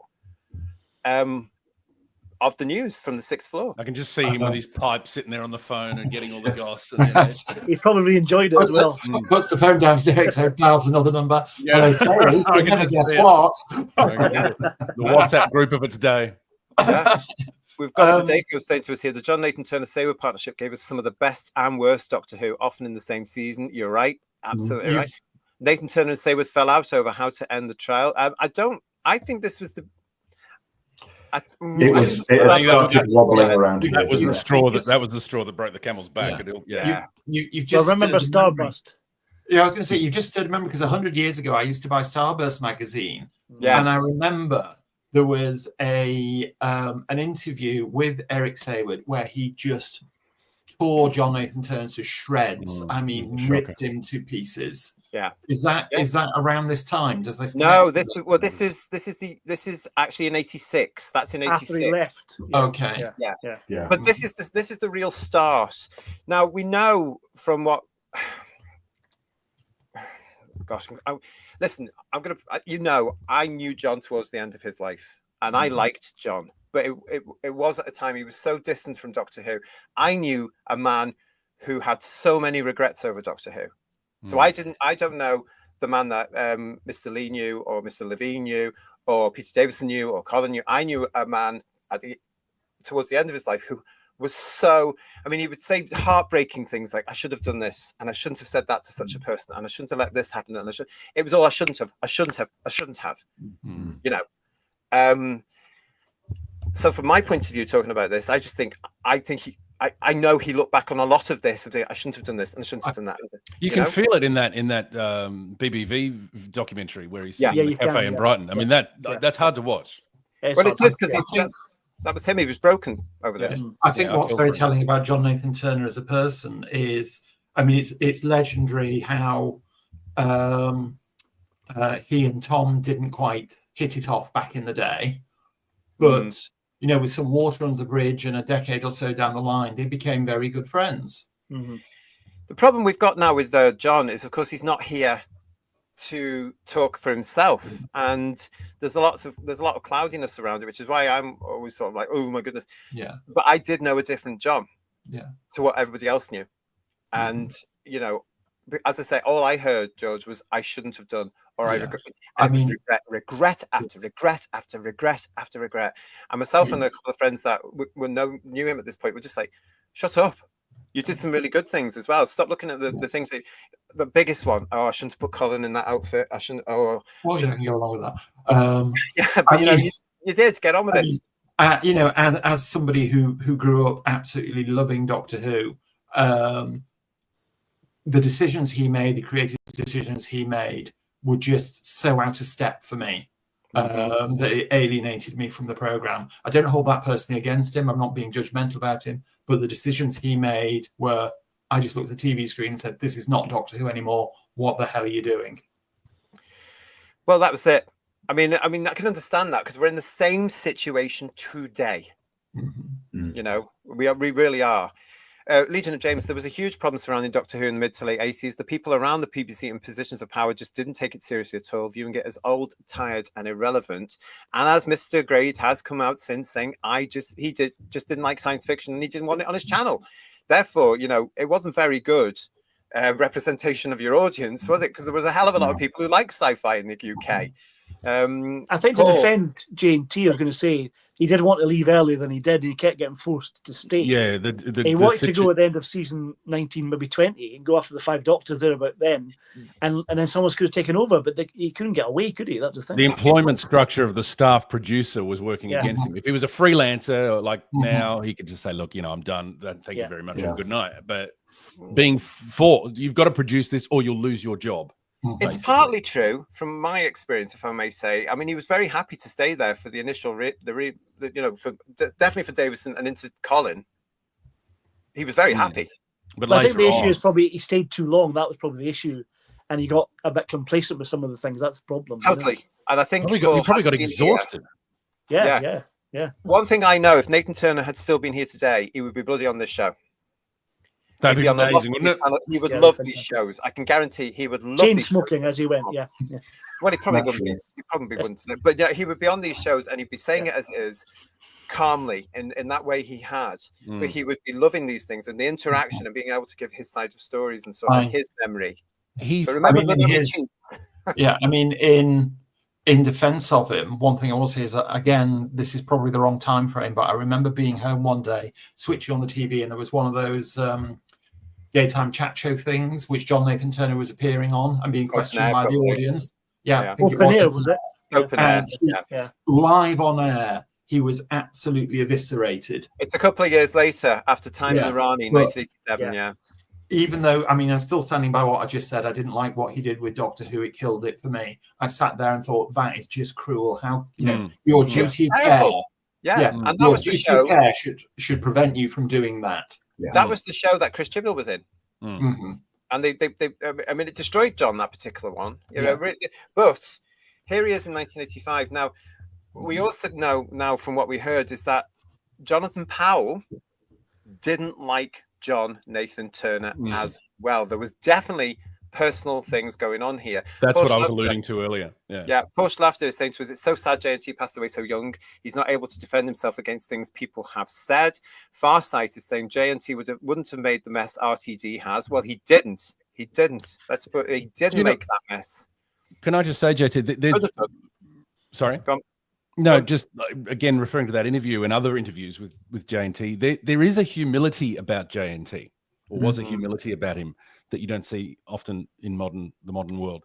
And I enjoy listening to his old interviews because there is especially in that interview I mentioned earlier, when he says, okay, the Collins costume, okay, I got it wrong. He took responsibility for things. Years later, someone else. Yeah, of course. But there is I don't know, I'm just going into bat for him a little bit, but he did recognize later that things that but he wasn't I don't know what I'm trying to say, but I do know what I'm trying to say, but I don't know how to say it because it's early in the morning. But he didn't lash out. He was very calm, very measured. No, it wasn't. It was because back in those days people were professional. And you were paid for by the BBC. And I genuinely believe that people that worked for the BBC back then understood who was paying their salary. Whereas today it's run by idiots who are all part of a cult that come out of media university or wherever it is and go, oh, we know how to do this. And they've all been brainwashed. Back in those days, there was the humility. Absolutely impartial. For the majority. It's the 90s we saw the difference, and I would say starting from the Diana Gate thing onwards, to be quite honest. I must agree, Michael, that BVV interview is superb, I have to say, really good. It's very good. It's that whole documentary is great. Superb, John Pertwee. I think you see a similarity in a way with Grade's attitude and RTD's attitude, in that they're right, you're wrong. It doesn't matter if statistics and facts and ratings back you up. They say you're wrong and their worldview is correct, and that's it, and it will lead it to total destruction. And it's just that bloody-minded attitude. You're perfectly entitled to your opinion as long as it's mine. Let's work as a team and do it my way. Which is certainly what wasn't going to happen there. Actually, I'll take this back, because in the production office it did, because John ruled the roost, as we now know. And Eric has been very honest in all the interviews he's done since, of course, being able to say, we did it because John wanted it. Why were you in Seville for the two doctors? Because John wanted it. I'm paraphrasing, but you know what I'm getting at.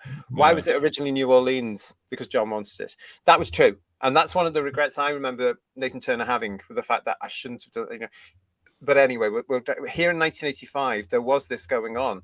Chris Graham has said to us, I agree, John was probably overworked and exhausted in the end. It killed him eventually. Legion of James, however, you've got to take your hat off to Colin. He managed to pull off that outfit and still delivered in many great scenes. SG saying, I have a massive respect for John Nathan Turner, although he may have made a few mistakes, but he was in the role for 10 years. It was a little bit too much, though, I would say. Robert Holmes was the brains behind the Caves of Androzani, not JNT, says Decadent Dave. John also had this rule that he didn't really like people that had performed for the show before or written for the show before. I still don't know why. I don't know that.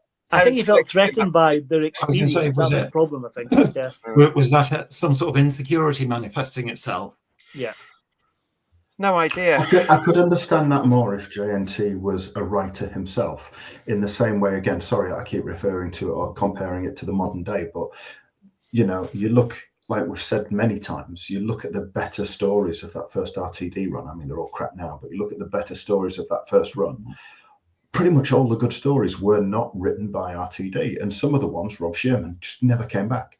You know, and they outperformed him on every level. And if JNT had been a writer as well for the series, I could possibly understand him not wanting to engage with writers that were proving themselves and had proved themselves popular through a lot of the 70s or whatever. But I don't particularly understand it, and I'm glad he relented with Robert Holmes and Terence Dix for 5 Doctors, obviously. I don't know if this is true, but didn't J&T want to get rid of Barry Letts as well as soon as possible to make it his own show? I can understand that, though. So can I, yeah. Because he was overseeing it, wasn't he? Yeah, because he oversaw season 18 and parts of 19. Yeah. Uncredited. But I can understand why John would say, cut the lead. Yeah. But that shows how shaky it was even then. Yeah. Well, it's just because the BBC insisted that Barry was exec for season 18, simply because John was new to producing as a whole. He was an untested producer then, wasn't he? Yes. He came from a PA, didn't he? Yeah. Because was it George Galazio who was originally offered to, and he turned it down? Yeah. I think he was offered it again, actually, as well, George, later on when the BBC were allegedly actively looking at removing John. Yes. And again, no disrespect to John Nathan Turner, but didn't it turn out basically to be a case of right place, right time for him? I think so. I hate to say, but I think so. But remember, years later, we're getting off the point a little bit now, but John was offered Bergerac, and he turned it down for a very snobbish reason, because he couldn't see himself living in bloody Jersey for years. And then that was one of his regrets. I remember him telling me and my mate, I should have taken that job. Yes, you should. I think Andrew Cartmel said something similar, didn't he? In one of his interviews. He said that he'd moved Bergerac from Jersey to somewhere else, didn't he? Or somewhere. He was a Brighton boy. He didn't want to go anywhere else. Yeah. This is such an interesting show, folks, says Graham. I'm not saying much, but I'm loving this. Well, thank you for that. I'm glad you are.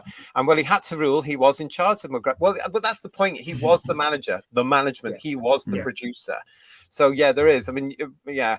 But let's go back to this now, because we've got this whole thing about John Nathan Turner. Now, correct me if I'm wrong, but I have on some video somewhere or some DVD somewhere heard Jonathan Powell admit one of the reasons he didn't like John was because A, he turned Doctor Who into this monster, B, because he just didn't get on personally, he didn't have the same sort of approach to anything, and also the fact that John was too busy focusing on conventions and other things like pantomimes. Now, where did he get that impression?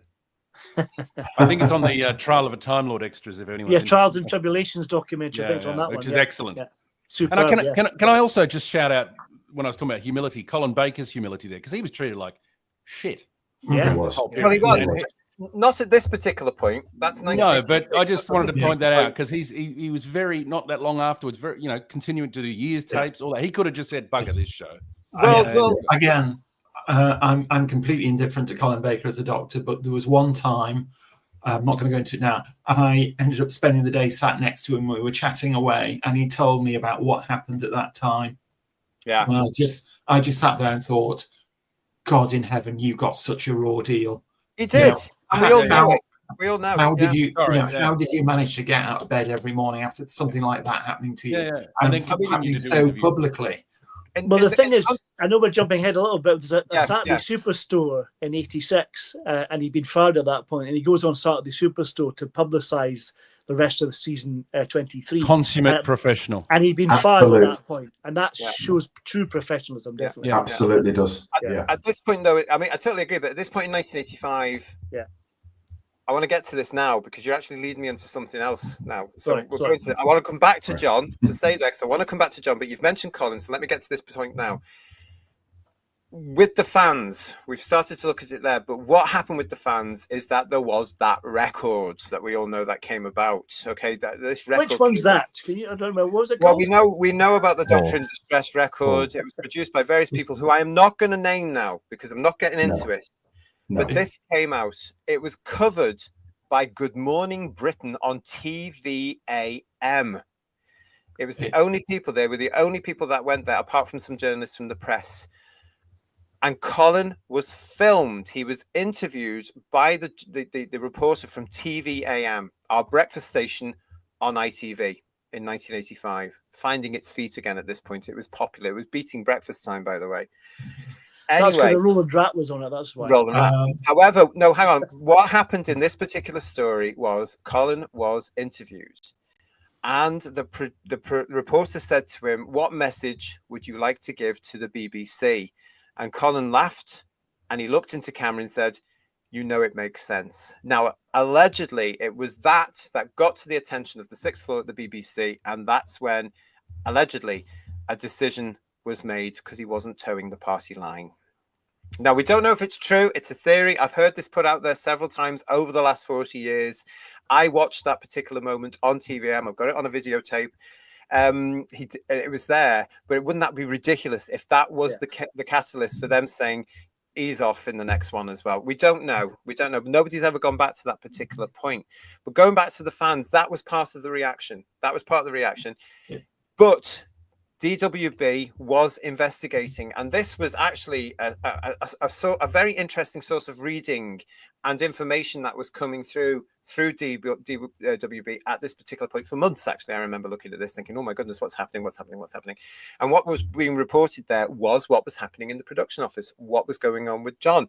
So the story, going back to what was going on there, John found out he was eventually called up to I think it was the sixth floor, but definitely his head of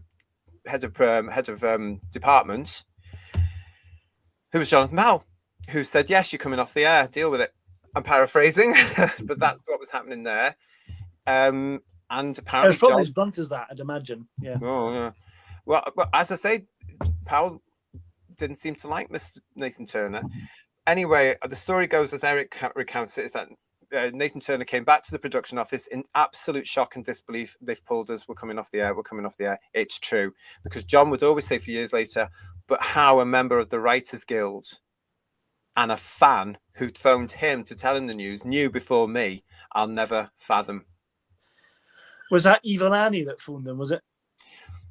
Let's not name call. But I don't know. Well, yeah, probably. But yeah, but they had to get around John's ego. Yeah.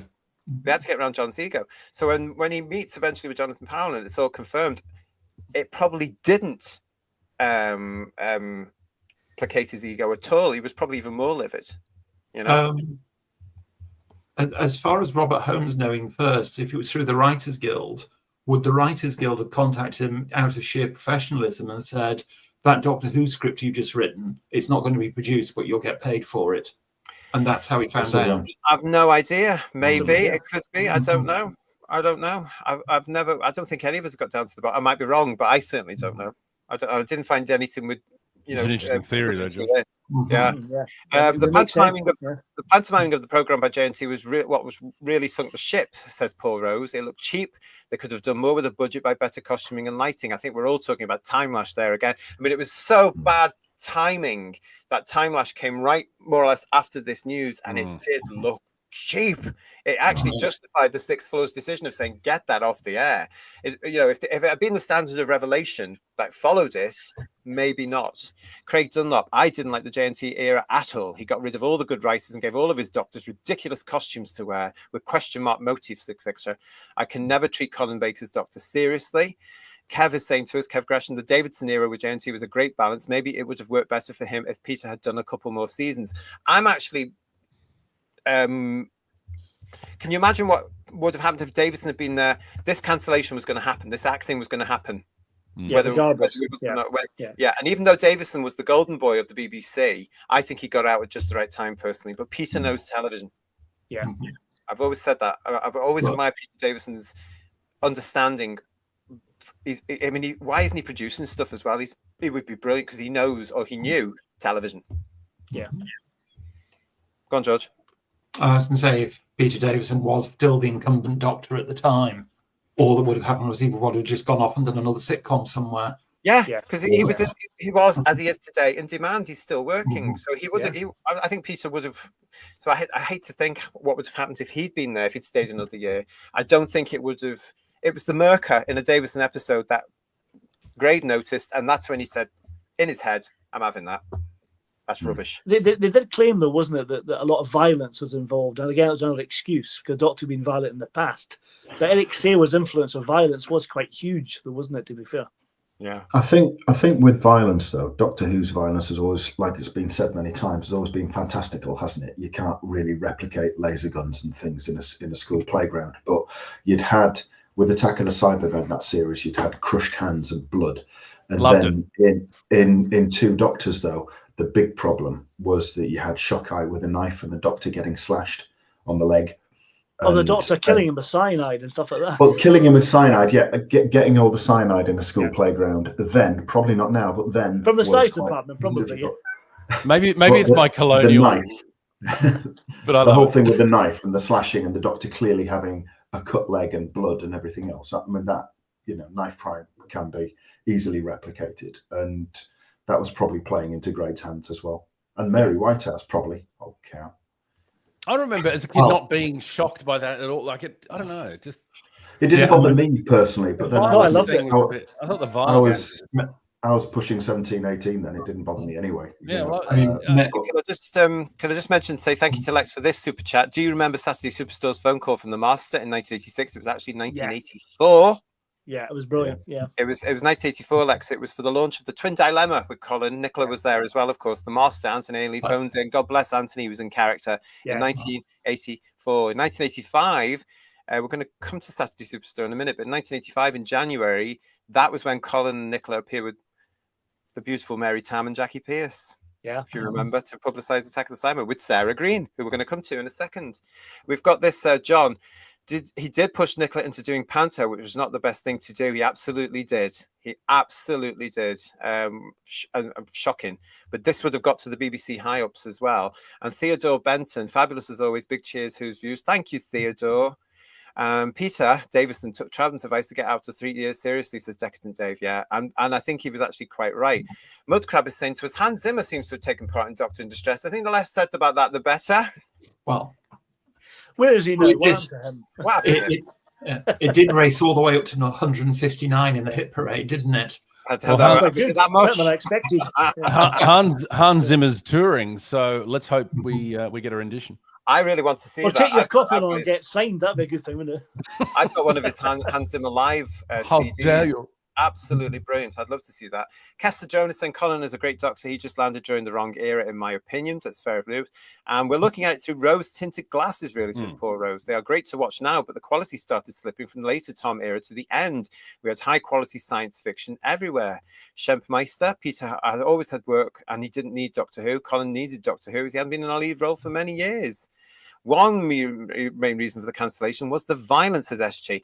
Now, that's interesting because that was never at the beginning, from the 27th of February 1985 onwards, mentioned on that day. That started to creep in just after. And again, it was another excuse. It was though they started throwing excuses at the show to say, this is why we're justifying taking it off the air. As Colin Baker said in an interview, I think it was the Colin Baker years, the villains need to be able to do more than just say boo and go away. I think I'm misquoting him, but you know what I mean? It's but rewind a few years when the violence in Doctor Who was problematic, which came to a peak with The Deadly Assassin, and Mary Whitehouse went into overdrive. Yeah. The diktat wasn't then, right, we're taking it off air. It was take the violence out. Turn it down. Yeah. And well, again, that's another show, but my God, what would they do? Shelley. Hello, Shelley. Hi, guys. I'm getting into science fiction. Well, that's good to hear. We'll help any way we can by putting you off the new stuff and letting you love all the other stuff. That's what we'll advise you. Paul Schlafter saying to us, J&T was quite a complicated character, but then aren't we all in our own way? He was really bizarre. Yeah, really complicated. Graham, I was probably the right age, but I loved all the violence of season 22. I found it thrilling and exciting. Well, because Doctor Who was a science fiction action adventure series at that point.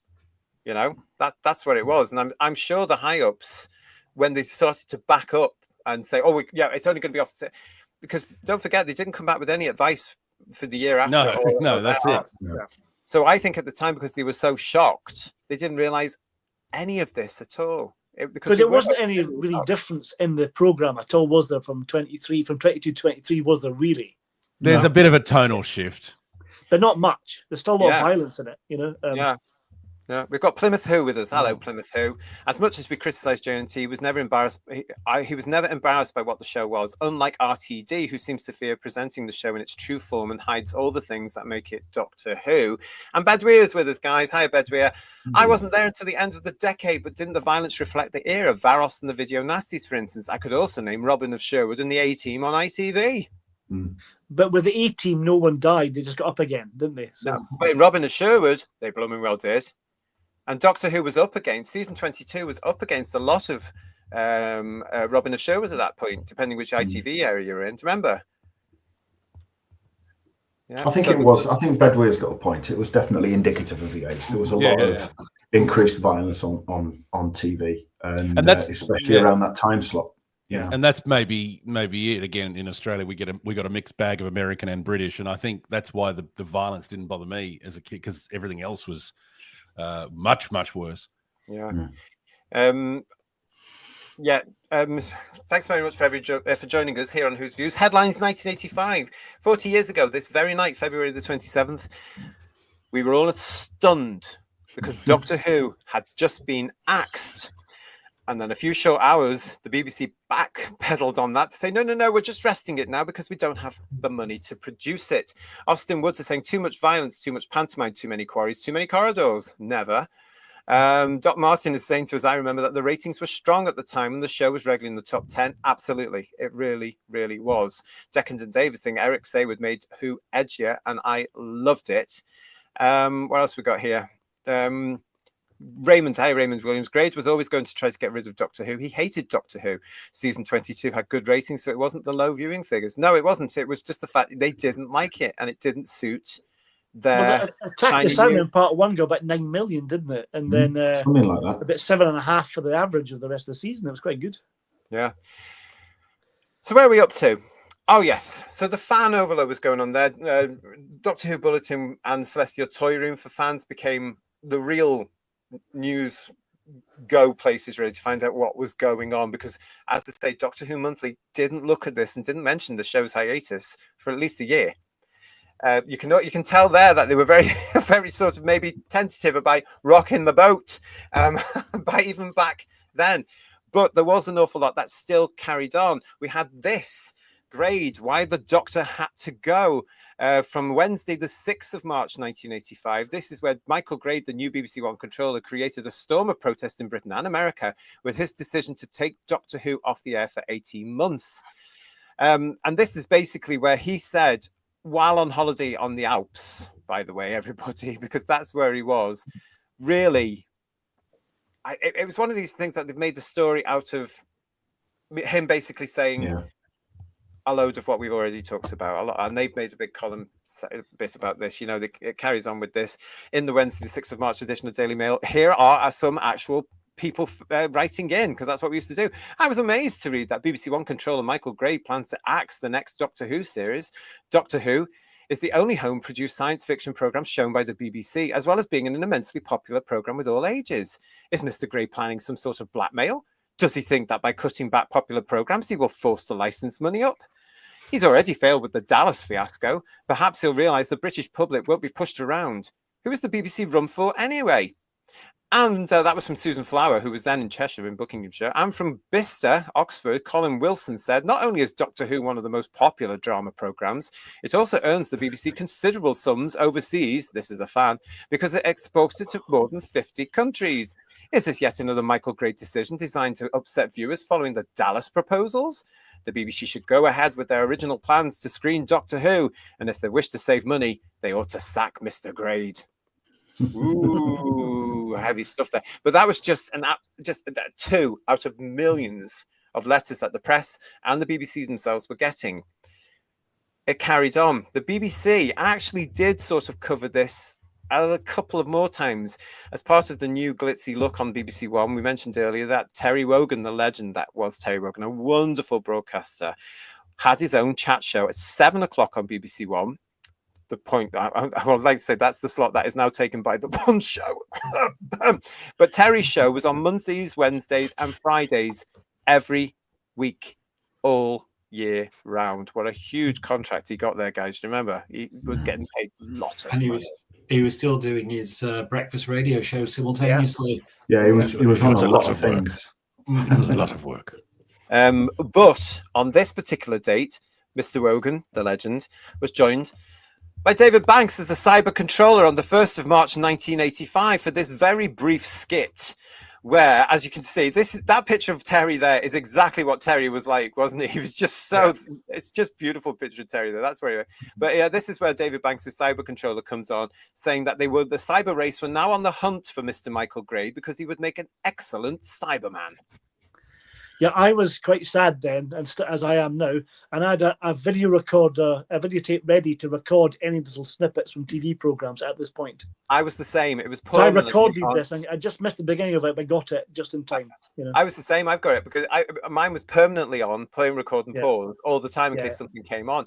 As it was on that Saturday Superstore, because I knew this was going to happen. Sarah Green was featuring a particular point there in the 3-hour Saturday morning television show, live every Saturday morning on BBC One, which was called Sound Off. And there's the legend that we all knew.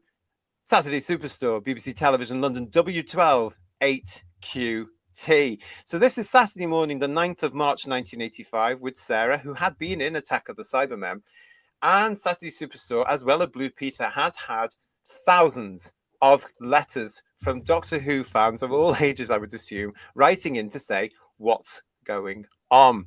It was Superstore that got the job of BBC Television reacting and getting back in touch with all these people. So on that particular Saturday morning, Sarah actually just read out the BBC press release. And that's all it was. She said, she read out a few letters and then she said, well, as every follower of Doctor Who knows, script, auto cue, you can't kill a Time Lord. And she read out the BBC's. Are we there? Are we there? What's happened there? What happened there? Shuffled around a moment there. But anyway, hello. I'm expecting Anthony Anley to turn up by me. The BBC bosses. Yeah, sorry. Bags me on the punt with Lala. The press release basically said, and Sarah read it out on Superstore. It was nonsense that they were resting the show for 18 months, and Sarah actually then said, listen, the time will fly by, which actually it did, because it always does, but it was just silly. But it got that's where it got to. It didn't. I'm just imagining us all on a punt. Sorry. Yeah. I mentioned Doctor Who Monthly before. This is where we get to now. This is Doctor Who magazine from Marvel at the time in their 100th edition, which had that cover. In this issue's Gallifrey Guardian, Richard Marsden reports on the media view of Doctor Who and a radio interpretation of the series to fill the long months when Who is off our screens. That was it. That was what was going on. So yes, it reports on some of the merchandise that was coming out, namely the TARDIS Inside Out from John Nathan Turner, and the radio series. That, of course, turned out to be Slipback. And we've reviewed that, haven't we? We have reviewed that. We have reviewed that. We've also got this from the public side of stuff as well. Now, this is from Celestial Toy Room from the Doctor Who Appreciation Society in 1985. From David Saunders to the BBC. Dear Mr. Cotton, I would like to thank you for your courtesy in telephoning me on Friday, the 1st of March, to explain the BBC's position with regard to Doctor Who. At a meeting of leading Doctor Who fans held this. Oh dear, leading Doctor Who fans. It's like the UN, isn't it? Who all meet in a tavern in London and we'll take it over later. Honestly, God. It's all very what official. Makes a leading Doctor Who fan? All that latest Let's crap. find out, shall we? Sorry, can I just ask, did any of these leading Doctor Who fans have a girlfriend called Ava? Possibly. I don't think I had a girlfriend. Did any of them have a girlfriend? Yeah, I was going to say, George. Doctor Who fans didn't have girlfriends in the 80s. These were the people at the time. Let's go into it. At a meeting of leading Doctor Who fans held this immediately past weekend to discuss the situation, the following points were raised, which we would be grateful if you would clarify. 1.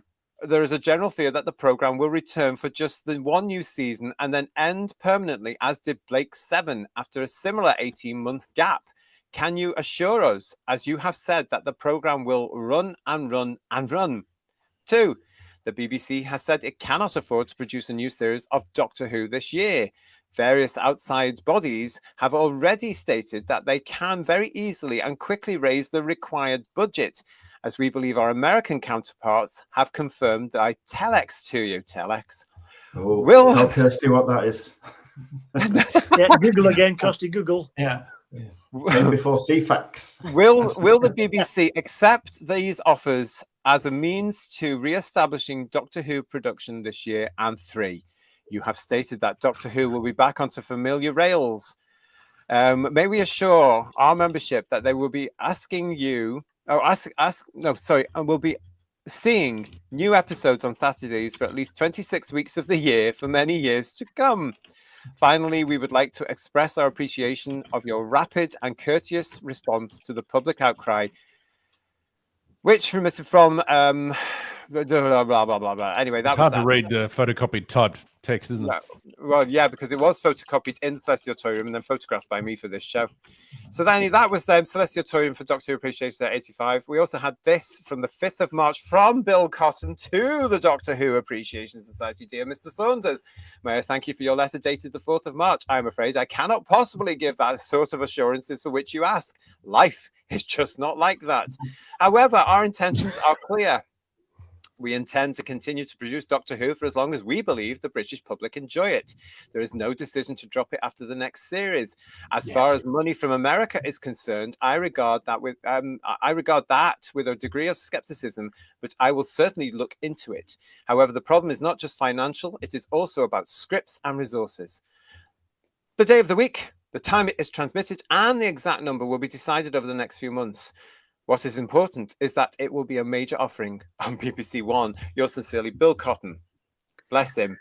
Yeah, I love that. I love American fans trying to get the money together. I remember that. Really money from America won't save it. How I remember hearing about that. Yeah, and you know, I think we might have mentioned it when we heard about Disney. I think we might have said somewhere, "Oh, really? What happened?" I love the patronising tone, though. I can't give you any assurances. Life's not like that. No, but you are the managing director. You are the manager, so you've got some insight. Yeah, but it's not. The BBC is still like that. I think productions are still like that. Show business is still. No, I know. It's the wording. It's the wording. It's just, and they had scripts are ready to go. Season 23 is ready to go. So what is he talking about? You know, it's the life's not like that sentence. If it just said, "I can't give you any assurances," that'd be fine. But it's the life's not like that. Life is not like that. But you know what? That's good old British common sense. It's not. There's the lesson for you. No, I know, but it's in that letter. I just think it's unnecessary in that letter. I quite like it. I think it's quite fun. It comes from where I come from, you see. Sit down and lump it. Oh, no, I agree with that. No, I agree with that. I agree with the sentiment of that, but I don't know. It is quite interesting, but there you go. So that was what the Doctor Who Appreciation Society received, that letter from Mr. Cotton there, basically just saying, you're not getting any assurances from us. If we want to take this property off, we'll take the property off. Yeah. I mean, at least it didn't start the letter with, you know, you may consider yourself to be a leading Doctor Who fan, comma. However, comma. I suppose he was matching tone, wasn't he? I guess. Yeah.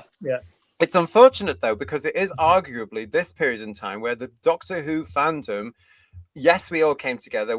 Yes, we rose up into some sort of, if you want to call it, force. But this is where we actually started to get a really bad reputation in the BBC. Yeah. Which lasted years, decades, absolutely, especially through the wilderness years to this day. Well, actually, not well. It's different today, but it is still there. But it's different today because now we're looked on as the great unwashed. There's a different faction of loonies now, I think. So yeah. But we're split, aren't we? We've got the approved, and we've got us. Yeah.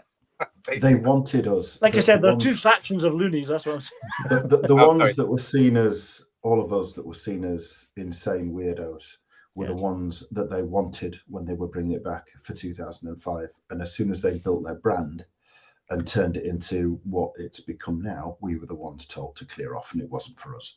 Yeah. Thank you very much to this from Watkin. Nice to see you, Watkin. If you haven't already, please subscribe to the channel. Come and join us and make sure you ring that bell. If you're already subscribed to the channel, make sure you're still subscribed. Watkin is saying to us, hello, whose views? Hello. It's nice to find a base Doctor Who channel. I'm part of that new generation who joined the fandom when it came back in the mid-zeros. I like the 80s Who, despite some of its problems. Well, you are very, very welcome to Who's Views. That's good to hear, isn't it? It is. It's great to see you and listen to all those what must be old farts to you talking about something that happened 40 years ago. Younger heart farts, maybe. How dare you? It is brilliant to see the young ones in, though. You know, I hope our content is to your liking. One thing we want to make clear: if you like all the new stuff, that's brilliant. Good for you. We don't. Simple as that. We don't. But you're very, very welcome. It's nice to see you. But yes, this is what happened all that time, and this did change fandom, Watkin, and everybody else in the chat, because this is when we became obsessed with ratings. Because somewhere between that article in February the 27th and September 1986, we were told, or fandom created, that it was all about the ratings. Do you remember? And it was around about this time that I first became aware of what a rating was, because the papers were going on about Doctor Who was pulling in anything between 7 and 9 million. What does that mean? You look into it, you talk to your friends about it. That's the amount of people that sit down every week to watch the show. And if it goes below a certain amount, the show will come off air. And that's stayed to this day. That's why we're obsessed. That's why Bedweir comes onto headlines on this channel and does his ratings analysis, because we grew up with he's that. Been scarred ever since, hasn't he? Yeah. Yeah. But do you know what I mean? That's I mean, exactly Grade started it a bit, didn't he? Because that article where he was interviewed whilst he was on his skiing holiday, or photographed on his skiing holiday, he says there, doesn't he, that it was getting 7 or 6 million, and it used to get 11 or 12. And I think that's one of the earliest points where we started honing in on the fact that ratings are important. This was what started our obsession with it, to the point where new generations like Watkin and Kirsty and Emilio have all come into the show, and they must be thinking, as we know some of them do, why are you looking at these ratings so much? We've had these criticisms based at us on this channel. Why are you always taking on the rating? Why do you do the ratings game? Well, I mean, the reason is because it's important, and this is where Michael. Leaping briefly ahead to the TV movie, I remember being on the internet at uni just quickly. What were the overnight ratings? Before I'd even seen it here, what were the ratings in the UK like? What were the ratings in the UK like? It was the first thing I did next month. And they were really good. I think this must have been the first time that the issue of ratings came to the surface for the public, and how they directly link to a show being recommissioned or not. Because if we go back to season 6, we all know now that the show was within a hair's whisper of being cancelled because the ratings had dipped dramatically. And if season 7 hadn't pulled it back, it would have gone then. And this is what I would argue, George. We might have become more aware of it because of what happened in 1985. And it does last to this day. But I still, I would argue it still matters. They just don't want us to know about it. I mean, look where the show is right now. Well, surely at some level in television, the number of people watching is important. Of course it is. But right now, what I'm saying about where we are, history is repeating itself right now in Doctor Who. We've now got people that are saying it doesn't matter because streaming's here. It doesn't matter because of it does matter, because why are you going to spend millions and millions and millions on shows that people don't watch? But we're just getting different excuses this time round. But the difference at the moment with the upcoming series of Doctor Who is it's already in the can. Yes, exactly. Yeah, and that makes a huge difference. But this time round, again, you could say it's the benefit of hindsight. They haven't commissioned a third series. No. Or a Christmas special. Or have they? Or a Christmas special. Yeah, nothing's in production this year. That's the whole point.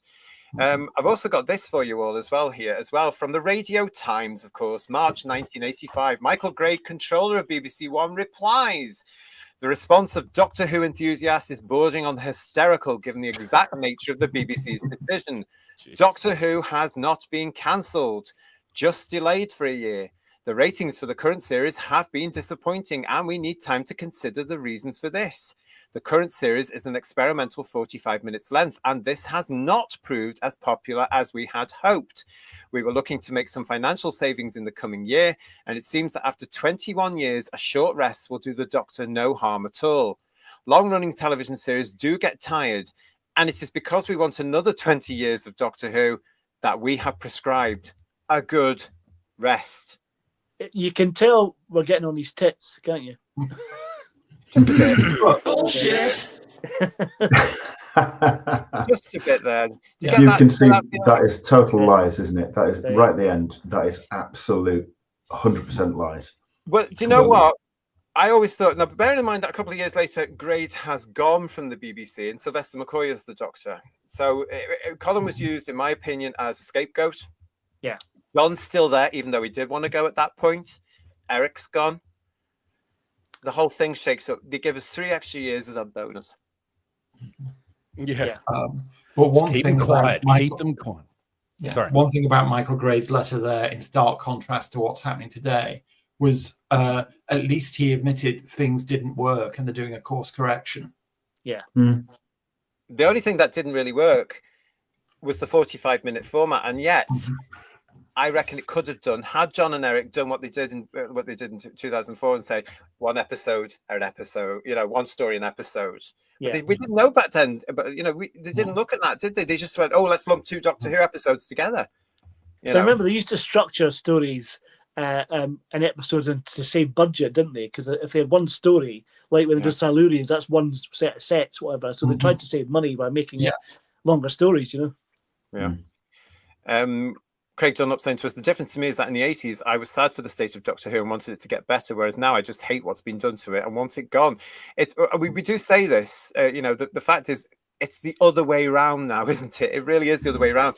But in this day in 1985, and then again in 1989, the fans wanted it, the BBC didn't. Now, a lot of the fans don't want it, and the BBC they do. They quite like it. They wanted it. We've got to get it right. We've got to get it right. Earns us money. Bedweer is saying to us, ratings chat about the plus 28 rating for Joy to the World coming soon on this channel. Yes, that's right. It must be up to 100 million by now, is it not? Yeah, have you seen it today here on this particular day here, February the 27th? They have in Doctor Who magazine, they've talked about the ratings for the Joy to the World. Bedweer's got a lot about to say with that. Join me and Bedweer for our preempt show on Sunday at 6. I was just going to say we shouldn't be too harsh on season 22 because we still don't have the 45-year ratings yet. Well, once we get those, we'll have a clearer picture. Can I just say I randomly watched a YouTube video a few months ago, somebody talking about the decline in ratings in Doctor Who, and a very intelligent, incisive viewer wrote this fantastic comment which explained everything about the video, who said, well, you clearly don't understand how television works. The overnight ratings don't matter. The 7-day ratings don't matter. The 28-day ratings don't matter. It's the forever figures that are the important ones. Yeah. Wow. Was it? Yeah. Was it satire? Who took a TARDIS nip forward to the end of the planet Earth and quickly, while the whole planet's destructing, forever figures. Quick, give me the forever figures for Doctor Who. Oh, heaven's sake. I'll pop back to the 21st. What? How many times have you watched that Blu-ray behind you, JT? Well, we need to count that in. We need to count that in. Yeah, more than I've watched Space Babies, I can assure you. Well, I was going to say, sorry, but using your own argument, that still makes Genesis of the Daleks the most popular Doctor Who story of all time. Exactly. With Kate Landazani rushing up behind it. Yes. Well, listen, everybody, this was a potted history of what happened 40 years ago today, 27th of February, when Doctor Who was axed by the BBC. As hopefully you've learned now through this show that they quickly went back on themselves there and said, no, don't worry, it hasn't been axed, it's just been suspended for 18 months. That was the start of a whole generation's infatuation with ratings and the worry that Doctor Who wouldn't come back the year after, because this was the very first time that this has happened in our living memory. In fact, ever. It had always come back. Yes, I know it came back in 1986, but it was very different. Yeah. It was very different. And we were just always on tenterhooks, weren't we? Yeah. Yeah, always. It's also very interesting, of course, that February 2025, where we are now, things are happening again, aren't they? And for all the updates on that, you have to come back and join us on this channel every Sunday at 8 o'clock live, where we are ready with the latest headlines and a good old chat. So please come and join us for that. I hope you've enjoyed this special edition of Headlines 1985, where we've marked another Doctor Who anniversary. It's just the one we never talk about, quite frankly, everybody. But it is. But I want to end the show, guys, by saying Michael Grade was not responsible for the actual end of Doctor Who. He gets the flack, as you all mentioned, to this day. You're going to have to stay with us because we are going to come back to this. This is the launch of our Wilderness Years series. Stay tuned. We've got a lot more coming. We are going to be exploring the Wilderness Years, which was actually set off by this gentleman. Yes. Boo. Hiss. This is the man who took Doctor Who off the air. This is Peter Gregan. In a very sneaky fashion. But all that is for another show. That I have more vivid memories of, yes. I can hear you all saying to me in the audience now, hey, JT, what's coming up in March? Hey, JT, what's coming up in March? Well, I'm very, very glad you've asked me that. It's this.